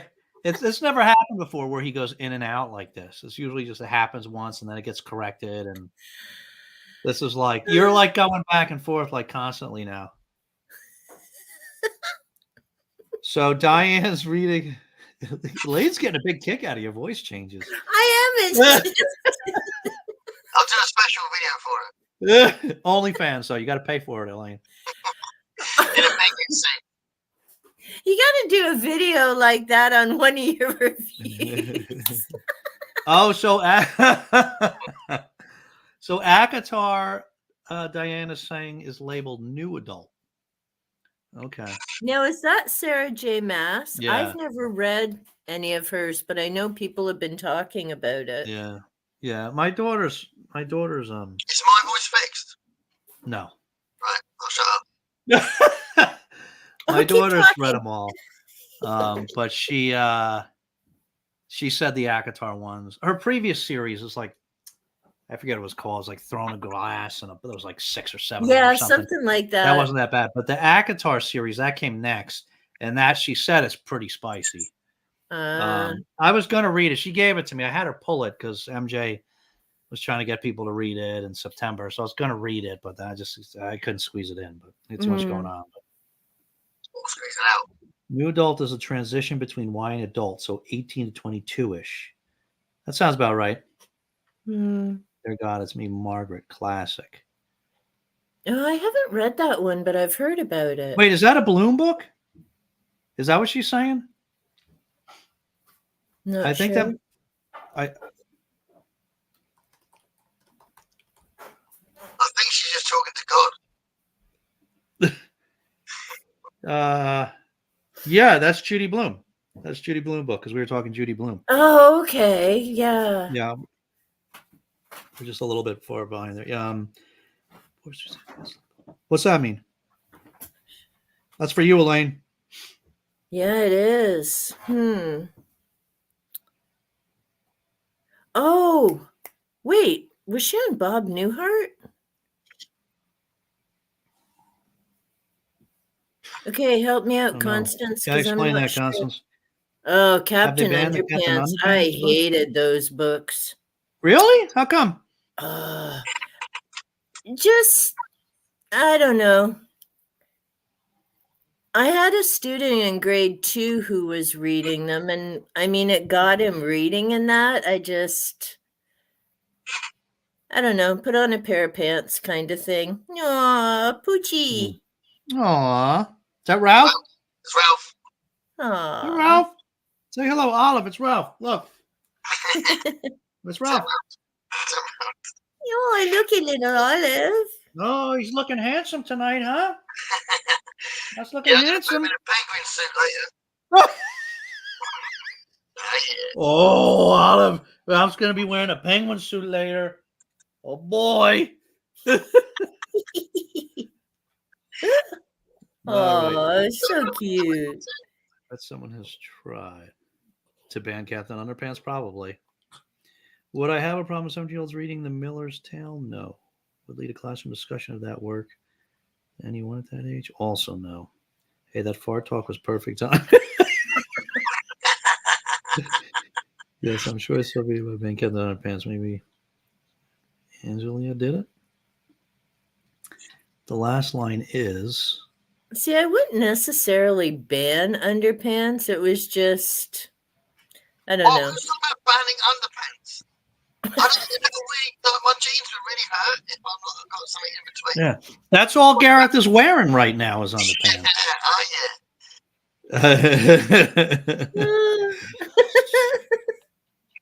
Kids with phones because of status. They make me take my bra off next. Yeah, I mean, Margaret, it's more than that now. The kids actually need the phones now. Like around here, like my youngest daughter just graduated high school, but she was just there.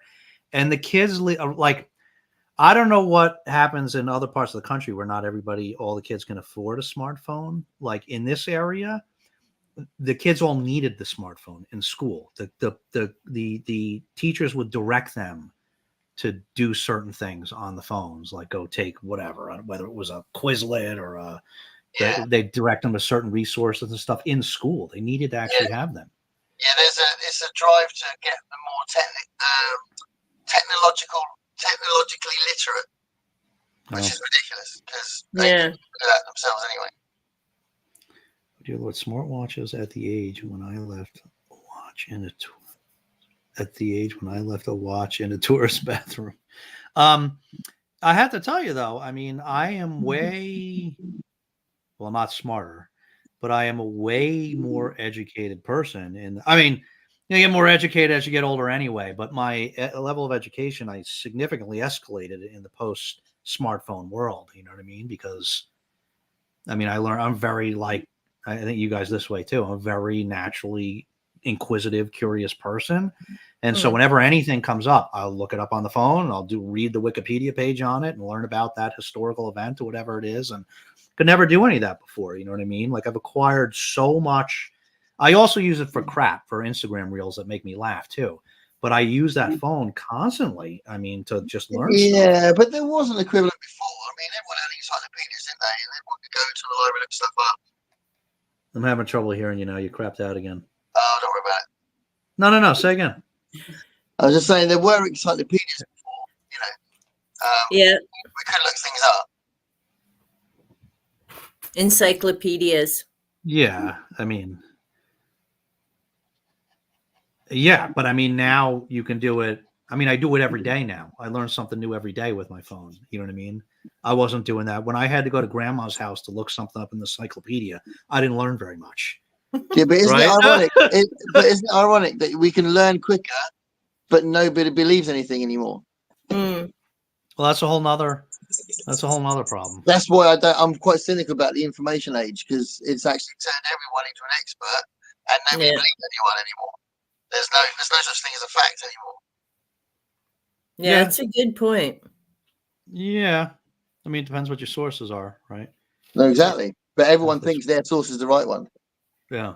Yeah. Don't get me started on brown sauce. What's that? On brown sauce. Yeah. Wikipedia is pretty reliable, though. Really, Dave? It's better than it used to be. I still don't trust it.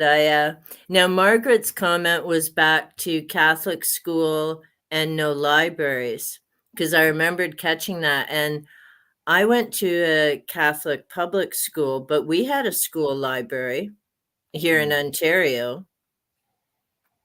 It wasn't huge or anything, but then we only had like 200 students in the whole school, which was nice. But we had our own library there, and one of the teachers filled in as librarian. Panther, you almost came and showed your face.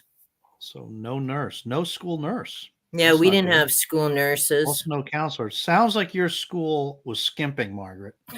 That's maybe that's my voice back to normal. Is my voice back? Yep. Right. I was going to say that one of the things that I find really interesting and funny, if you like, when I went through the list of what was banned and challenged in America,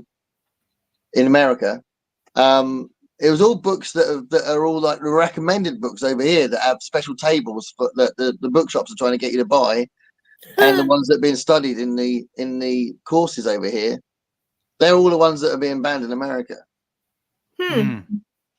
That's interesting. That is interesting. So reading levels on the inside copyright page, but I never see them anymore. Yeah, a lot of them are on the back, or at least for the younger that are targeted for younger audience. A lot of them are on the backs of the books, or as Elaine would say, the end of the book. Whatever, Dave. Me and my friends One screw up. You're not allowed any screw ups on this show, Elaine. I still haven't listened to Taylor Swift. You coming on it? You come on? Is this thing on? You got to bring your A game, or else no hope. Yeah, there'll be callbacks. They'll be cool. I'm going to be sending Dave pictures of penguins. Unreasonable parents they deal with on a daily basis, and their kids' behavior. Oh yeah, I know. Yeah. My wife is one. I know. Yeah. It's crazy. My kiddos did not watch appropriate movies until my youngest daughter at the time. Pennywise. Oh, sounds because of that. That would do it. I still haven't seen it because I have this thing. Not that I never break this rule, but I really don't want to watch stuff until I've read it. Yeah, I'm the same. But I just don't. Really? Yeah. I just don't know if I'm ever gonna. It's so long. I just don't know that I'm realistically ever gonna read it. You know. Yeah. I got this whole list of books that it's like maybe if I retire, I can read it then. You know. Yeah. No, I mean, this has taken me for ages. That's why I'm interrupting it with other things. I read a short story just to break this up because it's taken me all month. Yeah. And that's half the length of, well, probably more than half the length of it. Oh, okay. So while we're on the topic, just a side thing. You had wanted to, put Cage of Souls, which I did buy because we were going to read it. I bought that a year and a quarter ago, whatever. And you wanted to put that on the back burner so that we could read Alien Clay, which I'm totally fine with. But I believe I'm going, that one's new. I got to get that Barnes & Noble. I believe my daughter and I are going to Barnes & Noble like tomorrow or Saturday. Okay. And I was going to pick it up. Before I buy a second one, are we definitely reading that imminently before I buy it? Yeah. Alien Clay. Alien Clay. Okay. Yeah. I've said it officially in public in front of the 2 people that are watching. Yes. There's 14 people watching. I have no idea. You're the one in control today. Lots of witnesses. Lots of witnesses. And all the people are watching this on repeat. You heard it here. Gareth promised to read Alien Clay soon. And Dave, did you want to buddy read a Dan Simmons sometime next year? You know the name of the book, Hyperion. Yeah, I don't have it, but I see Indigo's got it on for a good price. Okay. So I might go pick it up. All right. Yeah, I'm totally down for buddy reading that. Very interesting book. Not imminently, like I said, but yeah, I'm totally down for it. Yeah, and I told you not even till December, January, February. Yeah. I'm totally good with that. Yeah, that'll work. You love that book, right, Gareth? Hyperion? It's really good. Yeah. Is it? It was really good. Yeah. You didn't read the whole series, did you? No, I've only read the first one. Okay. Yeah. It felt quite complete to me. So yeah, not bothered. But that's good. It's nice when that's what's good about the Tchaikovsky books. You get closure after each one. Yeah. Maybe a scannable QR code to rate books makes some sense.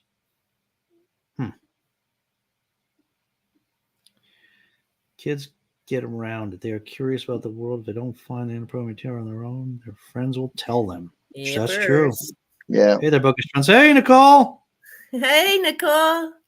Social media is the equivalent of an interstate billboard. 6-year-olds should not be able to do Facebook ever. They're not supposed to. Facebook's got a rule about it, but Well, I guess that doesn't mean anything. And here's another crazy thing. Speaking of kids not having phones, there's someone I know, and her daughter gave her daughter an iPhone. She was 6 years old.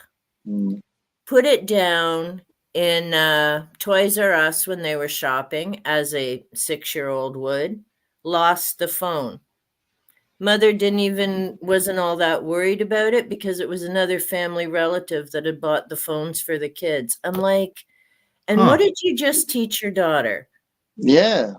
I mean, how loaded is she? She could just lose a phone like that and not care. Oh, she is, and it's the in-laws that are loaded. But I'm like, what are you teaching your kid? And why on earth would a 6-year-old need an iPhone? Yeah, they don't need it. They don't. Yeah.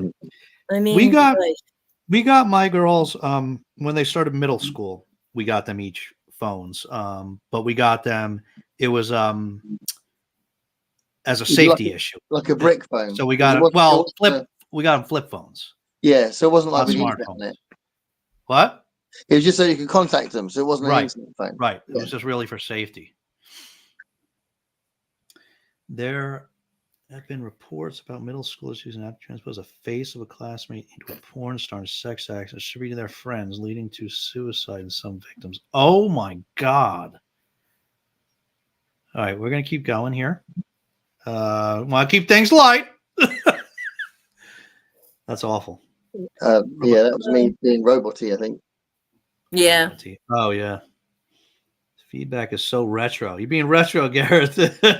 Twilight. Yeah. Thank you, Margaret. Yes, it was related to Twilight at some point. Really? Yeah, I think it started as Twilight fan fiction. Real penguin couple as opposed to the hordes of fake dating penguins.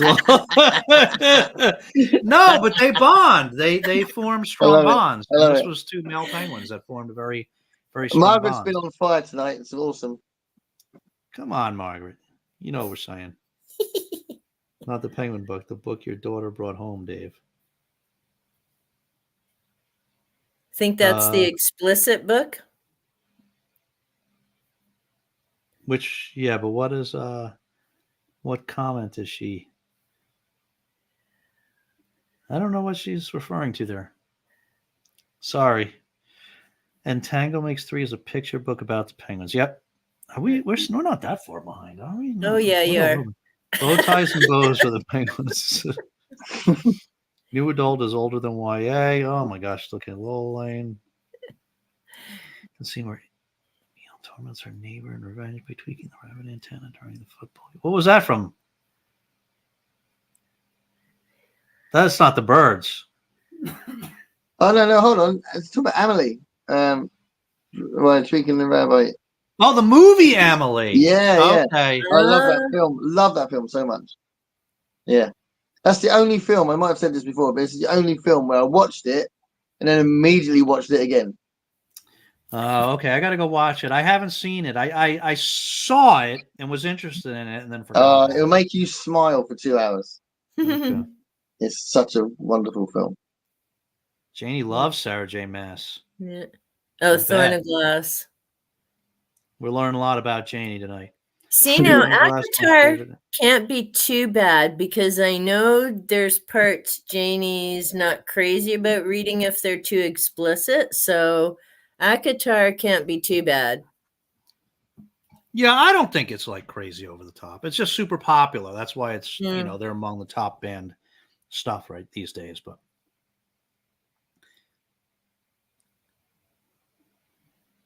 at least Captain Underpants wears nothing. Winnie the Pooh has a shirt but no pants. You know what? That's a really good point. It's just like Gareth. Yeah. Winnie the Pooh is my role model. You know what? Let's explore this for a minute. What is that about? What is that about? That's almost like when you think about it, like one of those you find out like devious creators that really had what is that about? Why would you create a character like that with a shirt and no pants? Yeah. They want to see some bare testicles. I mean, it's weird when you think about it, right? Yeah, why can't we see Winnie the Pooh's testicles? Did anybody see that movie? I think they're going on like 3 of them now, which I can't believe. Did you see that movie, that horror movie, Pooh, Blood and Honey? No. Oh my god, it was so awful. Oh. I was taught this was I think last year. I was watching scary stuff around Halloween, and I said in a video, I think I'm going to watch this. Yeah. And Erie told me, she said, "Don't waste your time with that." Like, and I did it anyway, right? Because it's your rare horror or sci-fi movie that I'm not going to like just because it's horror sci-fi. Guys, there are very, very few movies. I mean, it's less than one hand where I literally just shut the movie off because it's so awful that I just, I don't finish it just because it's so bad. That was one. It was so horrible in every way. Did you see the Christopher Robin one with Ewan McGregor in it? He played Christopher Robin. No, I didn't see that. Was a really nice film. It was like a gentle film. Yeah, it's like I think it's a British film. That was nice. And the Winnie the Pooh characters were in it as well. And they were like I think they were CGI, I think. They may have been animatronic, but yeah, it was a really nice little film. Oh, I'll have to check that out. I think it was just called Christopher Robin. I'm sure they're very different from the Winnie the Pooh and Piglet in Blood and Honey. But I quite enjoyed that. Blood and Honey. The theme is, without spoiling, in case anybody wants to watch it, the theme is that Christopher Robin, when he got older, he left. He left 100 Acres Woods, and he left them there to fend for themselves, and it did a real trip on their psyches. And so I'll leave it at that. Let's just say it's a very disjointed movie. There's one of the places we take the dogs for a walk sometimes is 100 Acre Wood near us. Oh wow! Is it called that? Yeah, and there's a bridge where you can play poo sticks as well. What's poo sticks? It's Brandy's where you here. Hi, Brandy. throw the sticks on one end, and then it's like a race to see the current take the sticks to the other side of the bridge. Welcome to the live chat, Hunt. My husband's sitting on the other side here reading his book, and he's just like, "What's his name? What's your husband's name? What's your name?" Henry. He says it's Henry. Henry. I love the fact that you can't remember. You got too many husbands, and you're like, "Oh, which one's this?" Does Henry know he's allowed to Thursday night husband? Does Henry know he's allowed to make an appearance? Can I tell them your name? Yes, you can. His name is Bob. Oh, so you remembered it now? No, I always remembered it, and I love razzing him because if he's dyslexic, he can still spell his name the right way. Bob. His name's a palindrome. I love it. Hello, Bob. Hi, Bob. Hi. You want to see them? No pressure, but you're allowed to come on screen if you want. If you haven't got biscuits, you can't come on screen. No. Yeah, my wife. I've tried time and time again to get my wife to just appear in a video with me. I said we do whatever you want. We can talk about some kids' books or whatever, and she won't do it. Absolutely refuses. Yeah, I've had some cute pictures of the fur kids. I can't use them because he's in it. I'm like, get the hell out of the way. So, well, nice to see you, Brandy. What? I just shouted, "Nice to meet you, Bob." Oh, yep. That was Gareth. Hey, bro. Well, I can't see you guys. Paradiso facts. Well, my wife's appeared a couple of times, isn't it, in the live stream? Yeah, they've even got Saucy on screen. Ah, yeah. It was. I was wearing a penguin suit, Elaine. Oh, penguins! Hey, my last video, I have my dragon onesie, wings and a tail. Okay, well, you're telling us too much information now, Elaine. Hey, it's in the video. It was to do the announcement for the scary books. If Nicole's still here, she saw it because Bad as Rad did hers in a unicorn onesie. That's right. And I was like, "Oh, that's so awesome! I have a dragon one." And she's like, "You gotta do it in your dragon." So, we're gonna have Nicole on the chat, aren't we? Soon, is that right? Yeah. Yeah. So, Nice. are we all gonna wear a onesie? Are we? Well, we were just doing this for the spooky, scary. That and I just ended up doing it for the announcement for the Halloween readathon. Oh, you know what? Maybe we should dress up for a Halloween Halloween. episode. There you go. Yeah, that Yeah. could be Yeah. I'll be get good. a like some sort of thing to wear. If you send me some money, Dave, I'll go and get some. You got it. You Yeah. got it, Gareth. Gareth will find some pants. Yeah, Tippy Hedren. Oh, Yeah. okay. Newhart's TV wife got pecked to death. That's Suzanne Plachette. Thank you, Constance. So that's because I remembered Suzanne from Bob Newhart, a comedy show here. Yeah. I'd forgotten she was in The Birds. There you go. Thanks, Constance. Okay. You're gonna get me to want to read the glass too, Janie. What's wrong with Gareth? You're fine now, Gareth. Was that Brandy? Yeah. Oh, Yeah. hello, Brandy. They need them for assignments, plus his stuff. I know, hid in the bed of blasphemers. What's she referring to? I gotta stay more caught up because then I don't know what people are doing. Here is not phones, it's Chromebooks that are required. And Chromebooks here as well. Yeah, we around here they give the kids the Chromebooks now. Yep.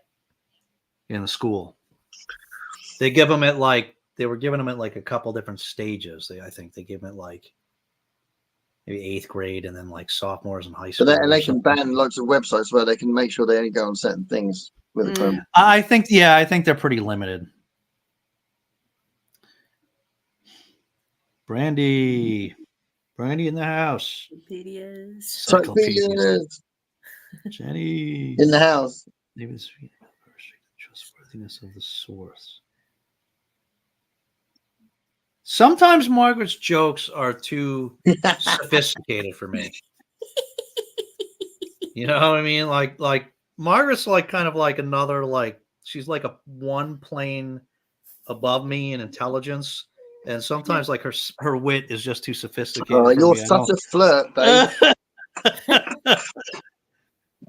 Unbelievable. Yeah, no one believes it, especially if Wiki is mentioned. I mean, Wiki. Okay, I don't know. Once again, I haven't. This is I'm going on years old info here, but there was a study done. This was years ago now, where Wikipedia.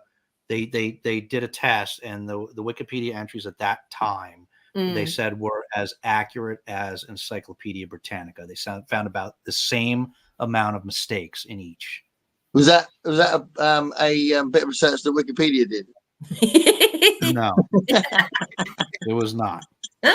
They are recommending sign reading here in the U.S. too, Gareth.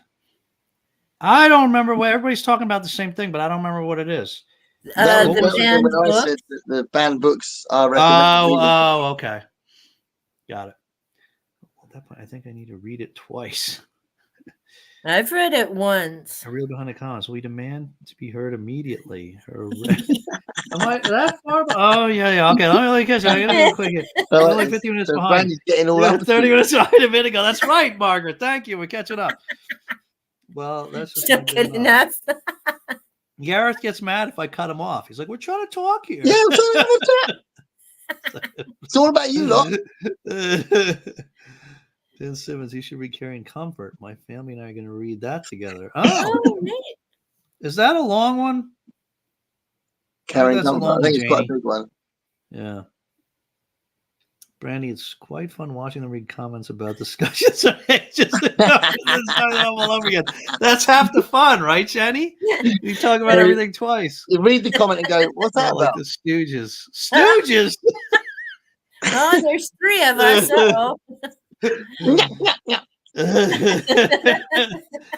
I find it funny that I'm the opposite of you, Dave. I'm almost always watch the adaptation first and then read the book. That's interesting. Whoa, is that Jenny? Yeah. crazy. They do Even strange Gareth things in Scotland. are funny looking. All right, Brandy. Get her out of the chat.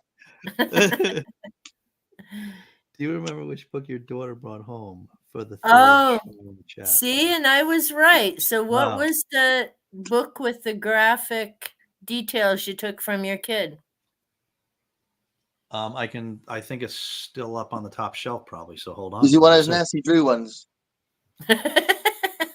Nancy Drew was never that explicit. I know. Yeah, no, I read that about was. I'm just Pen. messing around. I'm just messing around. It's not Penthouse. It's not like the Hard Boys.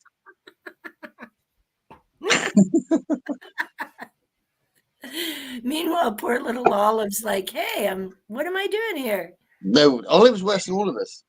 Have you seen what stuff she reads? I have. And the way that she picks it.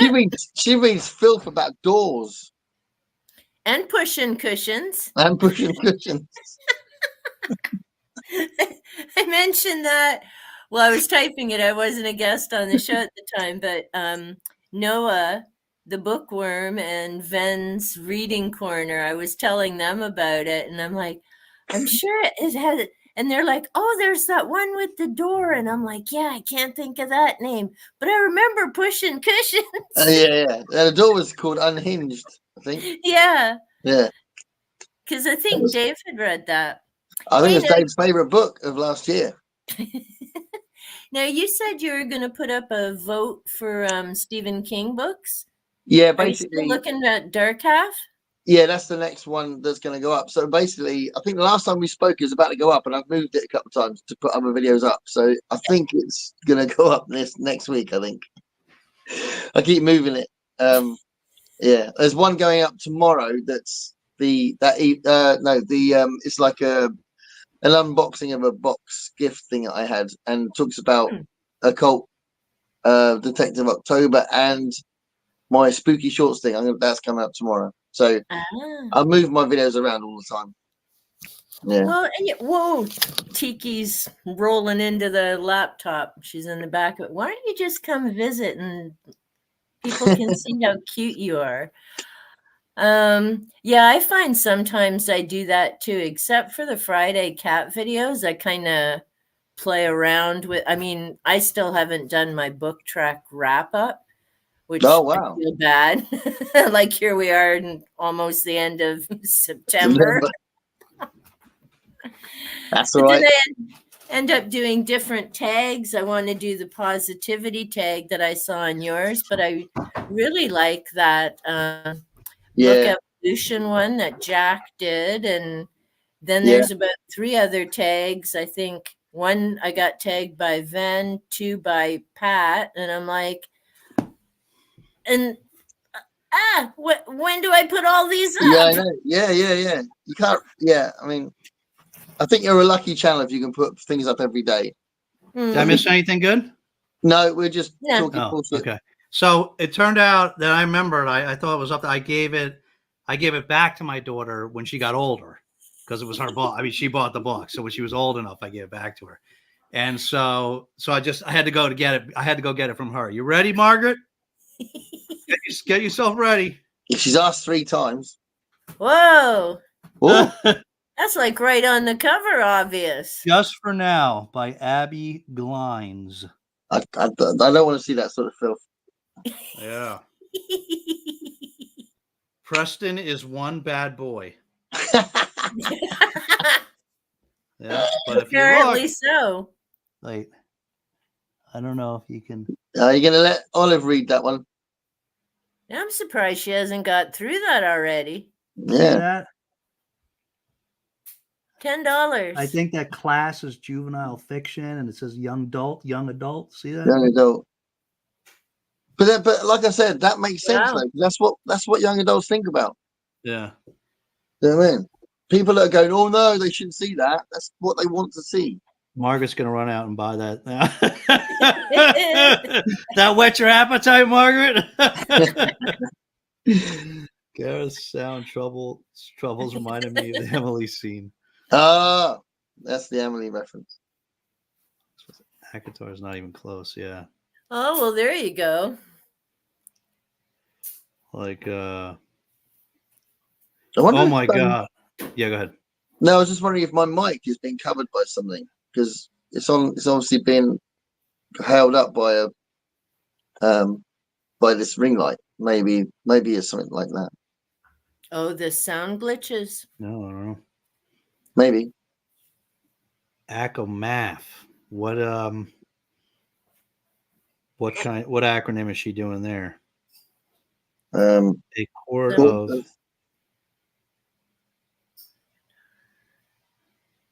don't know. thorns and roses. A quart of males and females. I don't know. Mac and cheese. No, it's an F. These three lies. The Bare Necessities. I got to go watch this movie. Have you ever seen Thanksgiving about a killer turkey? That was bad. I have never seen that. Is that one of those movies, Brandy, that's like so bad I should watch it? Or no, it's just bad. Can I give out some homework, Dave? No, he's not. Yeah, you can give out homework. Now we're talking about, like, I don't really think it's a bad movie because it's so hilarious, but it is a bad movie, but it's amazing. It's a Japanese film called The Happiness of the Katachuris. The Happiness of Katachuris? Yeah, it's a musical horror film. Oh, I can't watch that. No. It's really, and it's just got the most bizarre dialogue, and it's just amazing. If anyone in the chat's seen it, it's so funny, and it's just ridiculous. I saw that Pooh movie, Gareth, and I loved it. Yeah. Oh, the good one, not the blood and honey one. Yeah, it's a very cute film. Let's say hi. My hubby would jump right in. He is the people person for sure. Yeah. Bob is hiding in the back. Yeah. Oh yeah. Anarchist. Well, Patty.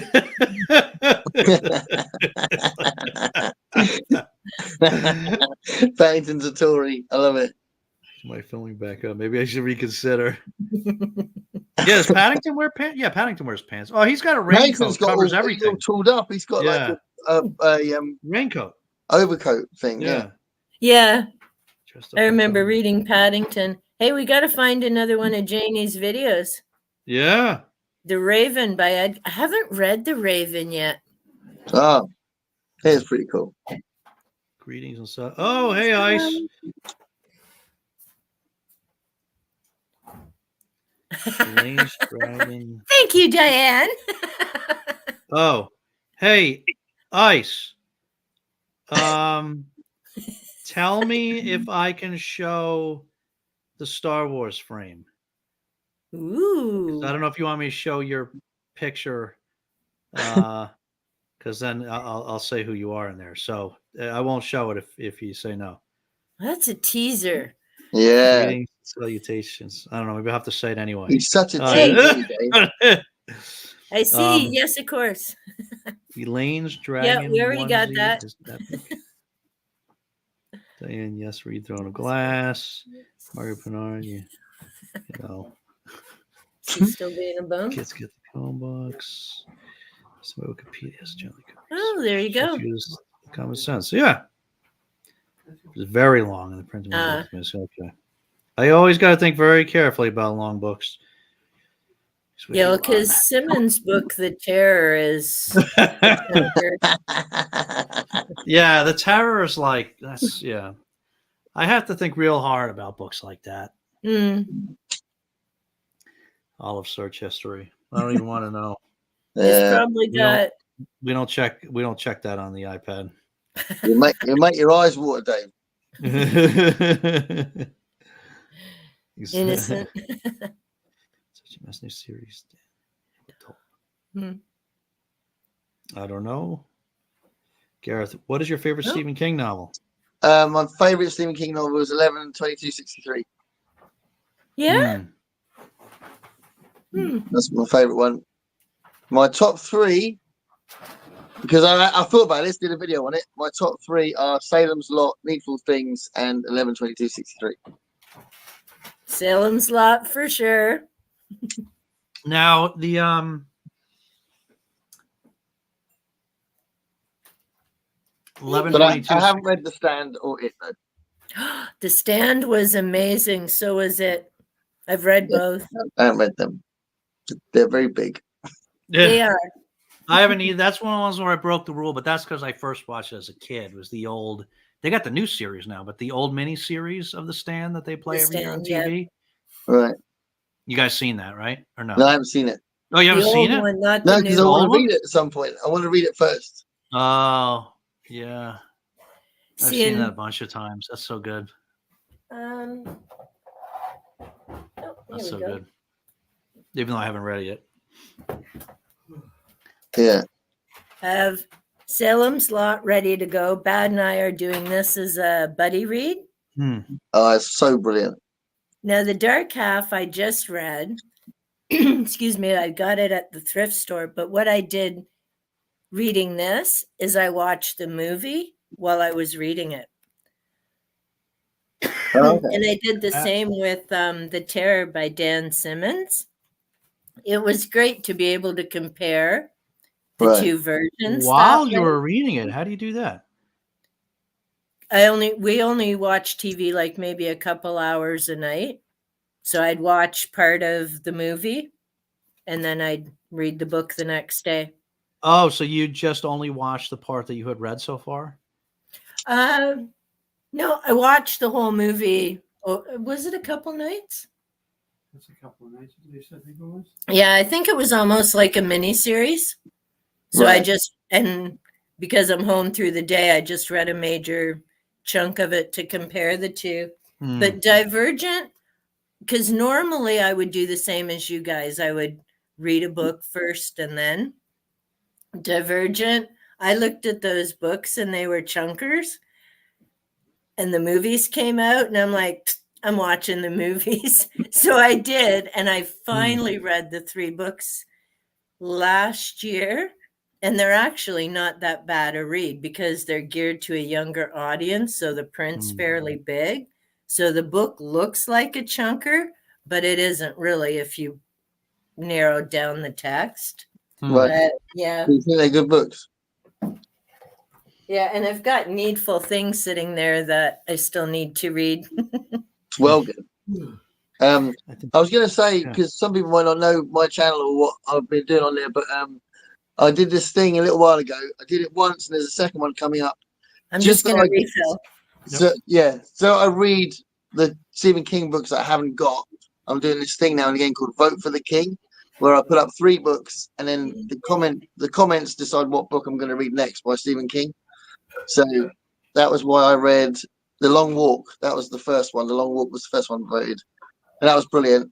And then The Dark Half is actually one of the 3 in the next video. So I don't know I can't remember what the other ones are. Oh, Eyes of the Dragon is another one. Oh. And I think the other one's Blaze, actually. I think it's Blaze, Eyes of the Dragon, and The Dark Half. I think that's the next Vote for the King video. Yeah, I've wanted to read The Long Walk for a long time. It's like a really, really cool premise. It's really good. It is really good. It seems like it might get a bit relentless and repetitive, but it's not. He's such a good writer. Yeah, he makes it like all the characters are very different. Wiki gets looked down upon because of how it's managed. That literally anyone contribute and or edit pages. Yeah. And Sunday I read Stephen King's Huh. Okay. So that's a story, I think, isn't it? Okay. Yeah, I haven't heard of that. Yeah, I think it's a story rather than not a book. It's a story. I think, yeah. Karen Gillan. She's brilliant.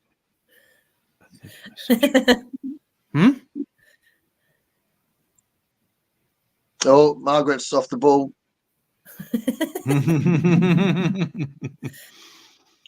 That's what Oliver searched.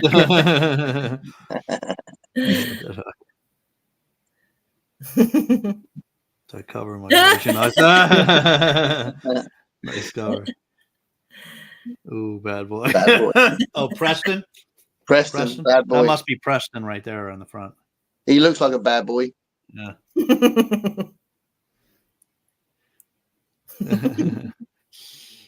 I don't recognize the adorable lady you have Aw. on with you tonight. She's completely delightful. Could I get an introduction? I missed the start of live. Go Oh, subscribe to the channel. Subscribe to the channel. yeah. Oh, This it's is so Elaine. sweet. Elaine from Cobalt Dragon. So you should definitely, definitely go check her out. It's all one word, Cobalt Dragon. And I actually saw Booklectic on Alan and Greg's live whenever she had appeared. And yeah. Yeah. Oh, thanks, Margaret. Brandy's awesome. Get it, Margaret. In the Virgin Suicide. Elaine's one word as well. Akamath. Ah. A court of mist and fury, I think. Yeah. Yeah, that's the one that's really spicy, right? Oh. Mist and fury. It escalates. Yeah. And it's the best book in the series, right, Nicole? Mac and cheese now, even though I can't have pasta. God, that was like 15 minutes ago, I guess. That was Gareth. 10 minutes. Well, yeah. Oops. We're almost we're getting there. Get better. Of course it is. Nesta's book is solid too. Good soup. Good soup. Well, I'd be chased down and murdered if I say something bad about Sarah J. Maas. Oh, I guess Brandy's not a fan. By the fourth one, the novella. Yeah. Well, I think most of is this true? It's definitely some of the people that read it for MJ said they didn't like it. Oh, okay. I think Kim from Middle of the Bookmarks didn't like it, and a few others, I think. But I think who else read it? I think Greg read it. Apparently, Jenny, she's not a big fan. Don't watch Thanks Killing Dave. I thought it would be fun. It wasn't. Yeah, no. Oh, so it's not one of those ones I would watch, even though it's okay. Not gotta watch Elvira for good horror movies. Elvira? Elvira, the Mistress of the Dark. She was funny. Frost and Starlight just came. That was the novella, Frost and Starlight. Waste of time. Though Sarah J. Maas has never said she thinks her books are capital L literature. Yes, of course. Oh, okay. He said I can show it. So check this out. So Agent Ice here is a local friend. Nice. And I've probably talked about this before. We have our little, we have our like little nerd crew just locally. There's 4 of us. And we call ourselves the Rogue Boys because we met at a comic book store called Rogue Comics. Awesome. And so we get together, we were together this weekend and we just do all the stuff that we love. We watch a horror movie, we play games and nice.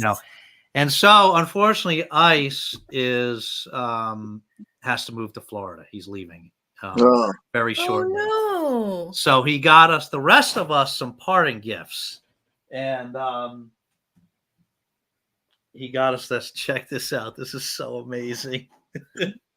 I don't know if I could do the whole thing justice in the little screen, but. Oh, wow. That is amazing. That is amazing. And you can't like see all the detail, but there's a lot of, you can even see Olive reference down there. You see it's that's so cool. Oh, directors of photography are Olive and Riley. Yeah, Olive and Riley. Oh, that's amazing. Yeah. What a beautiful gift. Isn't that cool? It's like, so Ice, actually you can't really see Ice. He's, that's me, obviously. And that's him back there in the back. Oh. Yeah. Isn't that cool? Oh, wow. Because we're all Star Wars fans, so. Nice. Yeah. That's so cool. Yeah, that is. And he's going to Florida. Why? Yeah. Well, the whole family's moving down there, so. Oh. That's near the end of the series. Ugh. Go right ahead. Yeah, okay. I thought the novella was nice because it's a wind down from the war and trying to mentally and emotionally settle down. Okay. I started the Akatar series. I have to finish. Okay. Get through. Listening to the Smexy seasons. Tried to Doing long bind on Hmm. long bind on audio, Dave. What's that? Book? Oh, I read try it funny. doing I thought long it said books on long audio. blind. I thought she was going on about the smut you read. Yeah, I could, but I don't. I only read. I only listen to it in the. Well, I listen to it in the. I have a very very short commutes into work, so to my office, so I listen to it in the car, and then sometimes I listen to it on the dog when I'm walking. When Olive is taking me for a walk, sometimes I'll listen to it then. So it takes me a while to get through an audiobook, but I could try it. Not at work. I made that mistake once and never again. Guitar. Top 3 do as well as top 10, do you think? No, apparently it's the 10. The 10 is the thing that people look. If you did a top 12, top 5, not as clickbaity as a top 10, apparently. Huh. Is that true? Why. Yeah. Genuinely true. Oh. I love 11, 22, 60, but my favorite is it. You see that? So there was that mini series. Maybe we talked about this. There was a mini series about that. We What, saw 11, the 22, mini 63? series. Yeah. I'll be interested in seeing it. I haven't seen it. Yeah, we quit. My wife and I were watching that. We quit halfway through. We didn't really. Really? Yeah. Did you Well, like it? Yeah. Oh. But the thing about Stephen King, though, is how he writes, isn't it, as well? I mean, that's what pulls you in. This is writing style. So that's not going to be on screen, is it? No. See, I didn't read the book, but we did watch the mini series. It actually, it ended not too bad. You were really wondering where it was going to go, but then I'm one of those people. Well, no, I can do it easier with books than movies. If I start watching something, I have to know how it ends. So I would have watched it. I've stayed up and watched so many crap tell movies. us how it ends. You watch. Elaine's going to tell us how it ends.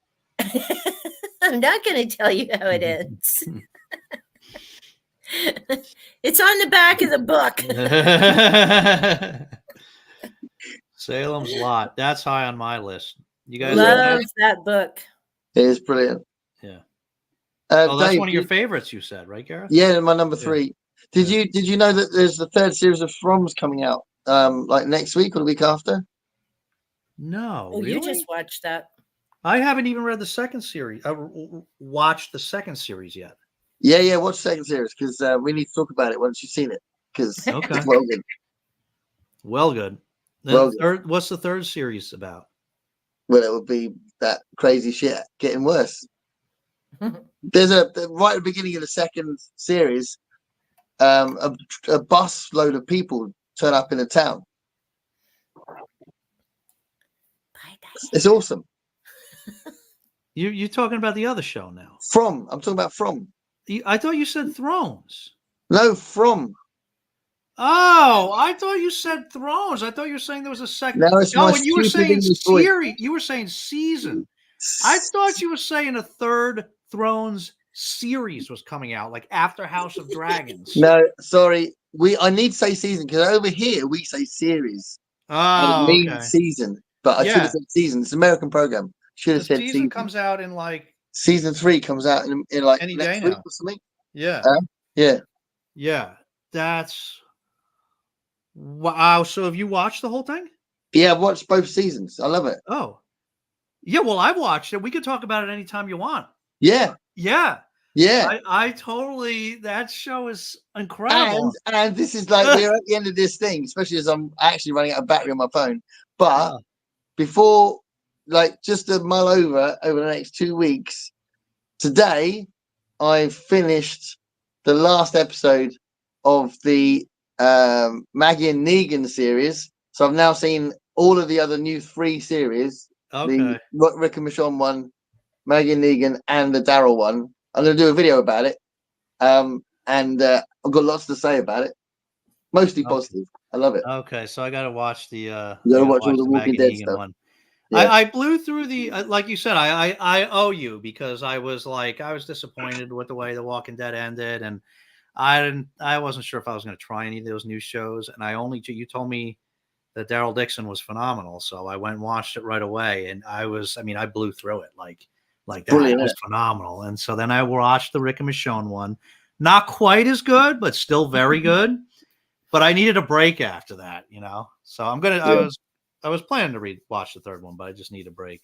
Yeah. It's just how well they write Negan, really. I mean, he's such a multifaceted character. My wife said, Oh yeah, he's such a good actor today. Like, he had so much to do in the last episode as well. So much going on in his head, and his loyalties being changed. Surprises happening to him. Such a good actor. Yeah. He's I find him to be the most in the original show. I found him to be the most fascinating character. He wasn't my favorite guy, but I found him to be the most fascinating character. Yeah. Basically. Yeah. So you ever watch any? What? I was just saying sorry because you probably are you a Walking Dead fan? Yeah. Are you Walking Dead fan, Elaine? Yeah. Yeah. No. No. Yeah, me and Dave have talked about it a lot. So have you tried it? Yes. Oh. Okay. Back in the day, one of the teachers I worked with lent me season 1, and I watched 20 minutes, and there was a horse, and I was out of there. Oh, that's what you did because of the animal. I don't do animals. Yeah. That's why King and I have an issue, and I'm very careful about what King books I will read. Well, and it's gotten worse as I've gotten older. Right. Because I read Cujo years ago. I read Old Yeller, but I was supposed to do Cujo as a buddy read with Vin, and I'm like, I can't do it, man. I was gonna, I can't read that book again. And when you were showing the Island of Dr. Moreau the other day, Dave, I'm like, yeah, love doing buddy reads with you. Love H.G. Wells. Don't know if I can read it a third time, but it's an important book with a lot of stuff in it, but a lot of stuff with animals. That's my favorite. That's my favorite H.G. Wells book. Is it? See, I love War of the Worlds. Love War of the Worlds. Yeah. The musical as well as the book. Chances of anything coming from Mars. Catch up before Gareth's phone dies here. I got 4% left. I plugged it in ages ago. You got how much percent? 4%. Oh my God, we gotta go quick. The stand was amazing, Elaine. What are you about guitar, Jenny? Oh yeah, was it worth it? Didn't you plug it in, Gareth? I believe. Yeah, I plugged it in. It has been going down slower, but yeah, it's gonna conk out. It's now on 3%. Oh no! It's like a countdown. Oh. See, that's why I use my laptop. I don't know how you do it on your phone. Yeah. Janie liked the long walk. Yeah, it's really good. Long walk. Oh well, yeah, it's not that long either. That's what I like about it. It's the first one he wrote as well. First book he wrote was The Long Walk. Mm. Really? Mm. Oh, I needed some editing. Cobalt Dragon. Yep, there it is. Everybody go subscribe to Elaine at Cobalt Dragon. Hi. Hi. Greg read Akatar. Lol. Yeah, I think he did. Yay! Another Elvira fan. I loved her on Saturday night. Likely to melt in Florida.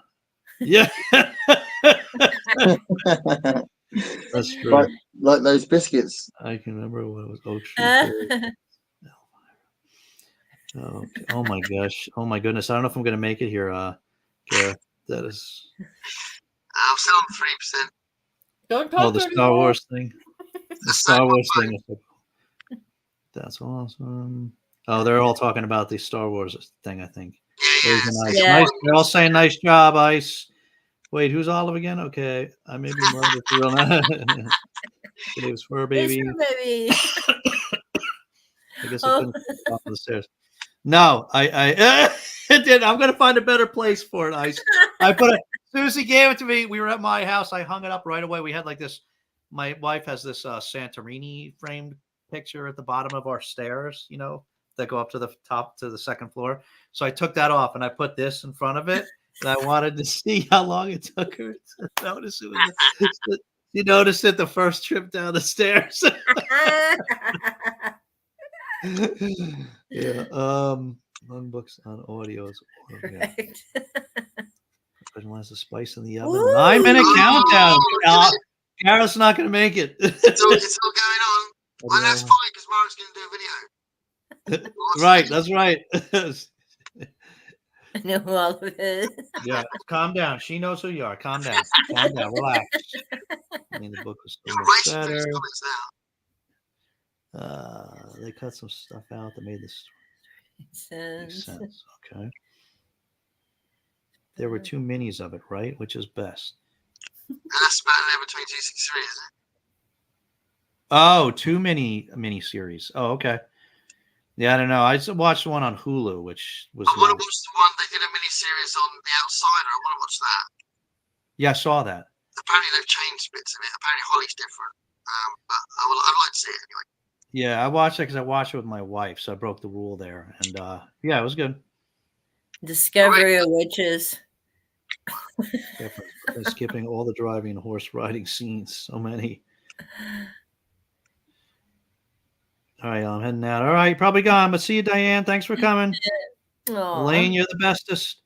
How it ends like next book tonight. Ciao, Diane. Nice to meet you. Bye, Diane. Bye, Diane. Everybody saying bye, Diane. Thanks, chatting with Sweet Dreams. See you, Constance. Bye, Constance. Smash the like. Yes, everybody smash that like button.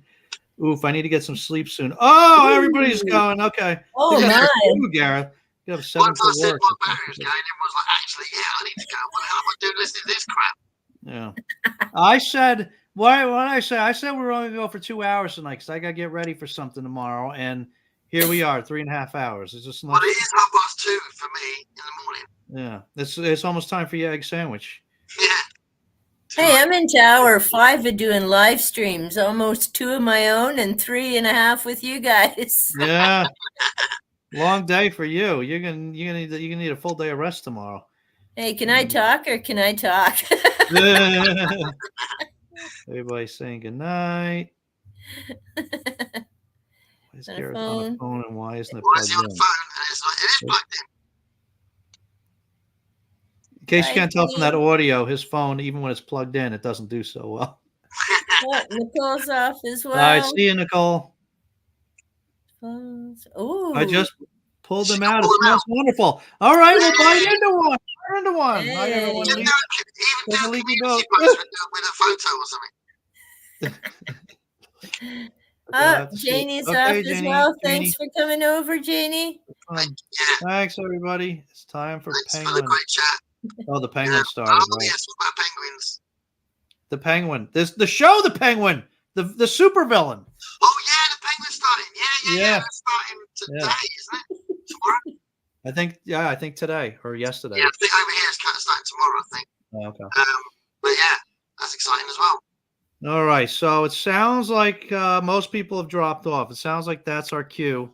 I think so. Well, thank you, Elaine. It's been fantastic having you on. Yeah. Thanks so much. Thank Elaine. you. Yeah. Good time. And thank you, everybody, for coming out. Good time as always. Sorry we got a little too serious there for a while. Again, not my fault. I was going for giggles. But I will, just before we go, if you haven't seen, do go over and give Kat some love. Jack is not doing very well. No. She had a video up earlier, so just go send her some love, some hugs, some prayers. Yeah. Just keep her in your thoughts. Yeah. Penguin just dropped. Okay. Good night, Brandy. That's Night, Ice. Maybe we got it. All right. Thanks, everyone. What? I was just thinking technically it is Friday now for me, so maybe that's Yeah. All right. Thanks, everyone. We'll see you in we'll see you before 2 weeks, but we'll see you here on Is This Thing On in 2 weeks. So all right. Possibly with Dave, is it, or with Nicole? With Dave, I think. Yeah. Dave. Dave's, yeah, Dave. I mean, it's supposed to be Dave. The mysterious Dave's going to appear. Yeah. Nobody knows what he looks like. Yeah. It's gonna be, if his thing That's right. he's not even sure if his thing works. So. Have fun with those cookies, Margaret. Yeah, nice treat. Look forward to the live stream cooking session. Bye, everybody. See you later. Bye-bye.